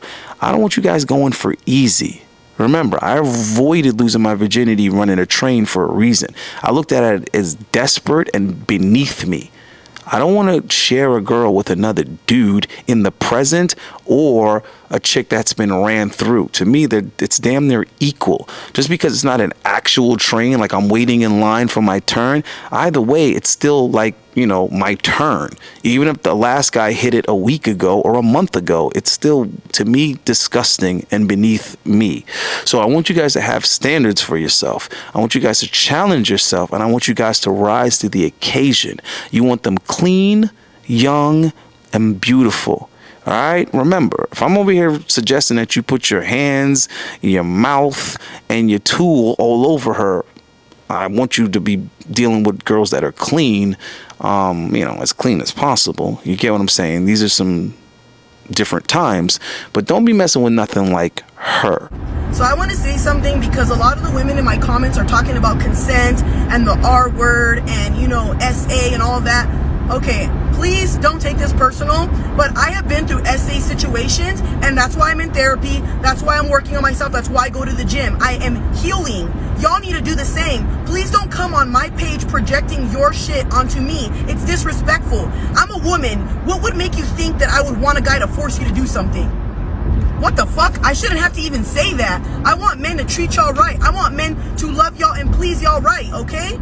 Please understand that. Now you know me. My name's Taylor. Get to know me. Go on my page. I know I don't advocate for women. I advocate for men and defend men, but that's what I want to do. I'm literally giving y'all tips, and you guys want to argue about everything. Baby, lárgate de aquí, because we don't have time for that, okay, mama? We're on a positive thing right now. Stay blessed up, babies. So I'm gonna let you know something. I am the type of girl where I will let you know what my kinks are, what I like, what I don't like, from everything, from head to toe. I know for a fact y'all girls are, oh my God, he's gonna guess. He needs to be a mind reader.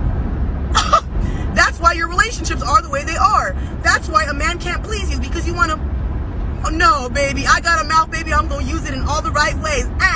So get with the winning team, or please block me if you don't like what I gotta say. I'm trying to help y'all for the first time. I'm actually making videos on tips how to ride, how to do whatever, baby. So come on now. Anyway, if you think that a guy's supposed to just magically guess what you like, you are tripping, baby. It's 2022. If you want to love these men right, open your mouth. And if he's not gonna do what you want, bounce and find the next dude. You see what I'm saying? Now, here's the thing. Some of you guys are probably thinking, but Ayinde, you saw that and then said what you said. No, that's not how I operate, actually. I don't like find clips and content and then watch the content and then respond to it and repeat what was in the content. I swear, for God, that is not how I orchestrate my content. It's literally the opposite. Okay, I conceptualize, I think, I try to organize, I write it out, I take notes, you know what I'm saying? I try to put it in the right order, in the right context, and then I look for clips. You see what I'm saying? So there's nothing that any of these women said, like first I saw it and then said, okay, yeah, let me co-sign to that and then so I can make content. Absolutely not. I created my stream of thought, and then I looked for women saying something similar or saying it in their own words so that you guys can see it come from the horse's mouth, so to speak. And it's the same thing with this young lady that I'm ending it with, or this unfortunate young woman that I'm ending it with. The part where she was saying how she was an assault victim or whatever. I swear for God, I saw that part. Matter of fact, that's a completely different clip. That's a completely different piece of content that I found after the initial content that I showed you from her that I was going to use. And I already peeped it and called a spade and was like, that chick is like that, not because she's, just comfortable with herself and comfortable with her sexuality. No, she's like that because somebody done turned her out and had her way with her. And then I found the other clip and was like, well, I'm not surprised. Like, I already knew that from reading that person. She just happened to have told on herself and confirmed it on her social media. So that's what I'm trying to tell you. For me, those type of red flags are obvious, but I get it. It's not obvious for everyone or the average person. And that's why I'm here to help you fucking guys out. That's why I'm here to help you out, guys. All right. I'm lending you my eyes and my ears because I'm a little bit more familiar with a lot of these things than most people. So I try to help when I can. So I say that as to say, stay the fuck away from that type of shit, because it's too much of a liability. When girls got too much cuckoo stuff going on, it's not that I'm trying to like judge her or condemn her or anything like that. What I'm trying to say is that you don't need that type of energy around you. Okay, I've said on other videos, when girls have stuff going on, don't try to deal with the damaged goods because you're not equipped for it. When I'm giving advice to guys, I'm not giving the advice that I would do majority of the time because I know I'm me, okay? And I'm not like, you know what I'm saying, like a common type of person. I don't even look at things how most people look at it. I'm always going to be in the very, very small minority as far as my perspective, how I view things, how I see things, how I interpret things, and then how I would deal with it or respond to it. There's tons of situations that I know I can pull off. I'm not trying to be cocky or arrogant or be a dick. I'm just being honest. There's plenty of things that I know I could deal with, I can handle, but the average guy is not going to be able to deal with it. It would be a liability for that person. Now, can I deal with a chick that has trauma? I've dealt with lots of chicks that have trauma, so I got a little bit more experience handling them. Would I recommend that anybody date a stripper? Absolutely not. A porn star? No. An OnlyFans girl? None of that. But I have done all of the above, and I think I've done a much better job with it than most guys that attempt to deal with certain type of chicks. So try to stay away from toxic chicks. Try to stay away from chicks that have any type of trauma. And you don't want to be having sex with a girl that's had sexual trauma. I'm just saying, bro, it's not worth it. There's enough fish out here. Throw it back. Okay, put some other bait on there. throw your rod back out there and try again. If you catch another bad fish, throw that motherfucker back, pack your rod up, and find another pond, find another lake, find another river, find another ocean, and fish there. All right, guys, I'm up out of here. I did my best on this one. I'm trying to help you in ways that nobody else is equipped to or nobody else is attempting to. The shit that I'm talking about and putting out there is a lot riskier than you think. You don't believe me? Go start a YouTube and say certain things. All right? It ain't easy, guys. And it ain't necessarily profitable or a good idea. Majority of people tend to kind of keep the same type of redundant content because it's safe. It's proven to be safe. So guys are just here trying to make their money, and Lord knows there ain't nothing wrong with that. The price of everything is going up. Well, actually, no. It's not that the price of everything is going up. It's that the value of the dollar is going down. All right? So everybody's grinding. Everybody is, thinking about self. But I'm doing this for y'all. Believe it if you want. Try what I'm telling you or not. But for those that do, for those that will, I know. Thank me in the email. I trust me. I know you guys are gonna be like, damn, Allende, this shit is. I know. All right, take your time with it. Do those push-ups. Do those sit-ups. Listen, let me tell you something. Every day, every moment you get, do something towards preparing yourself. It's just like a fighter getting ready for a fight. That's all they doing is training, because in their mind, the other guy, he's training, and they trying to win when they step in the ring. So you got to kind of look at this sex stuff the same way. You want to be preparing for a chick like you already know who the chick is. You haven't even met this chick yet. Look at how women sit there, or I should say women, girls. Look how little girls sit there and plan their wedding and fantasize their wedding at 9, 10, 11 years old. And they're already talking about, now my wedding, I'm going to have, and the type of cake I'm going to have at my wedding, and my dress is going to be like this. And it's like, this chick hasn't even gone on her first date yet. She hasn't even had her first boyfriend, and she's already planning her wedding. That's how you guys need to be about your sex life.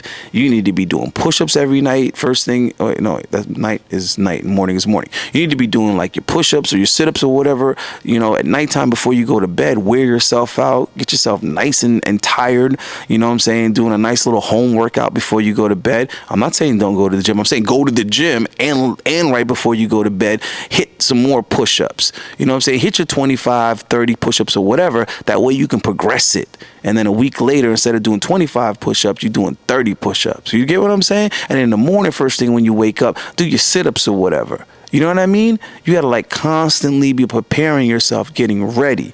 You might not be out there hollering yet. You might not be spitting that game. You might not be cold approaching yet, but you're working on the first step, which is the body. Then the next step is you're trying to get your fashion sensibilities together. You're trying to figure out what looks good on me. What's the style that I want to go with? You know what I'm saying? You're working on that now, getting a little wardrobe together. And then you might be working on your little haircut. What's the haircut I want to go? You're trying to grow your little beard. You see what I'm trying to say? You gradually working your way towards it. You know what I'm saying? That way, when you're putting yourself out there, each step that you take, you're taking it confidently because you did what you had to do to get to that step, right? And then as you're working towards the next step, you're going to be confident when you get there because you're doing all the stuff in between step 1 and step 2. So I want you guys to know that none of this is overnight shit. That's why I'm being real with you guys. I'm being practical with you, honest with you. It's going to take some time. Don't ask me stupid questions like, Allende, how long do you think it's going to take for, bro, what do I look like? The genie? Do I like the blue dude from Aladdin? I'm not a psychic. I don't know how long it's going to take you. That's up to you. You tell me. You tell me 2 months from now, 3 months from now, yo, bro, I've been dieting. I've been exercising. I'm finally getting my six-pack is finally starting to come through. You know what I'm saying? I'm starting to wear some tank tops and stuff, show my shoulders a little bit. You tell me how long it's going to take you. You get what I'm trying to say? You tell me how long it's going to take to get 10 girls' phone numbers and then throw them all away so that you can finally get to the second, 10 phone numbers that you actually get to call or text. How long is it going to take you to go on 10 dates with 10 different girls? How long is it going to take you to sleep with 10 different girls that are above average? Because if you're out here sleeping with chicks that are easy to sleep with, you lost. You failed. L. Take a L. Go ahead. Put it on your head. L. You see what I'm saying? If you ain't smashing chicks that are 7, 7.5 or better, I don't like it. That doesn't impress me. I want to see the best for you guys. I want to see the best for you guys.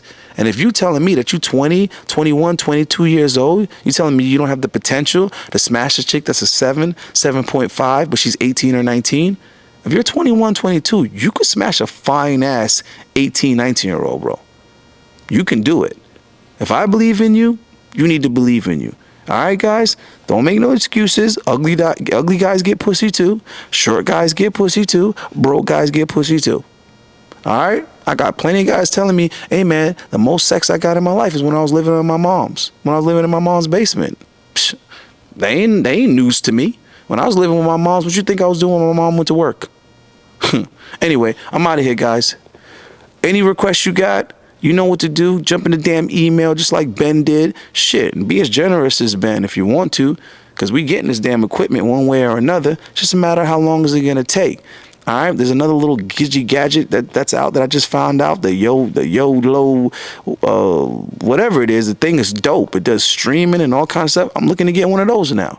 All right, just got a MacBook Pro. I'm like, well, damn, if I'd known that, I would have got the thing instead of the MacBook Pro. I don't know, guys. The point is, support the channel. Let me know what requests you got. You need a consult, hit your boy up. I'm over here making a difference for guys. They're getting the results, and you could too. I'm out of here. Peace.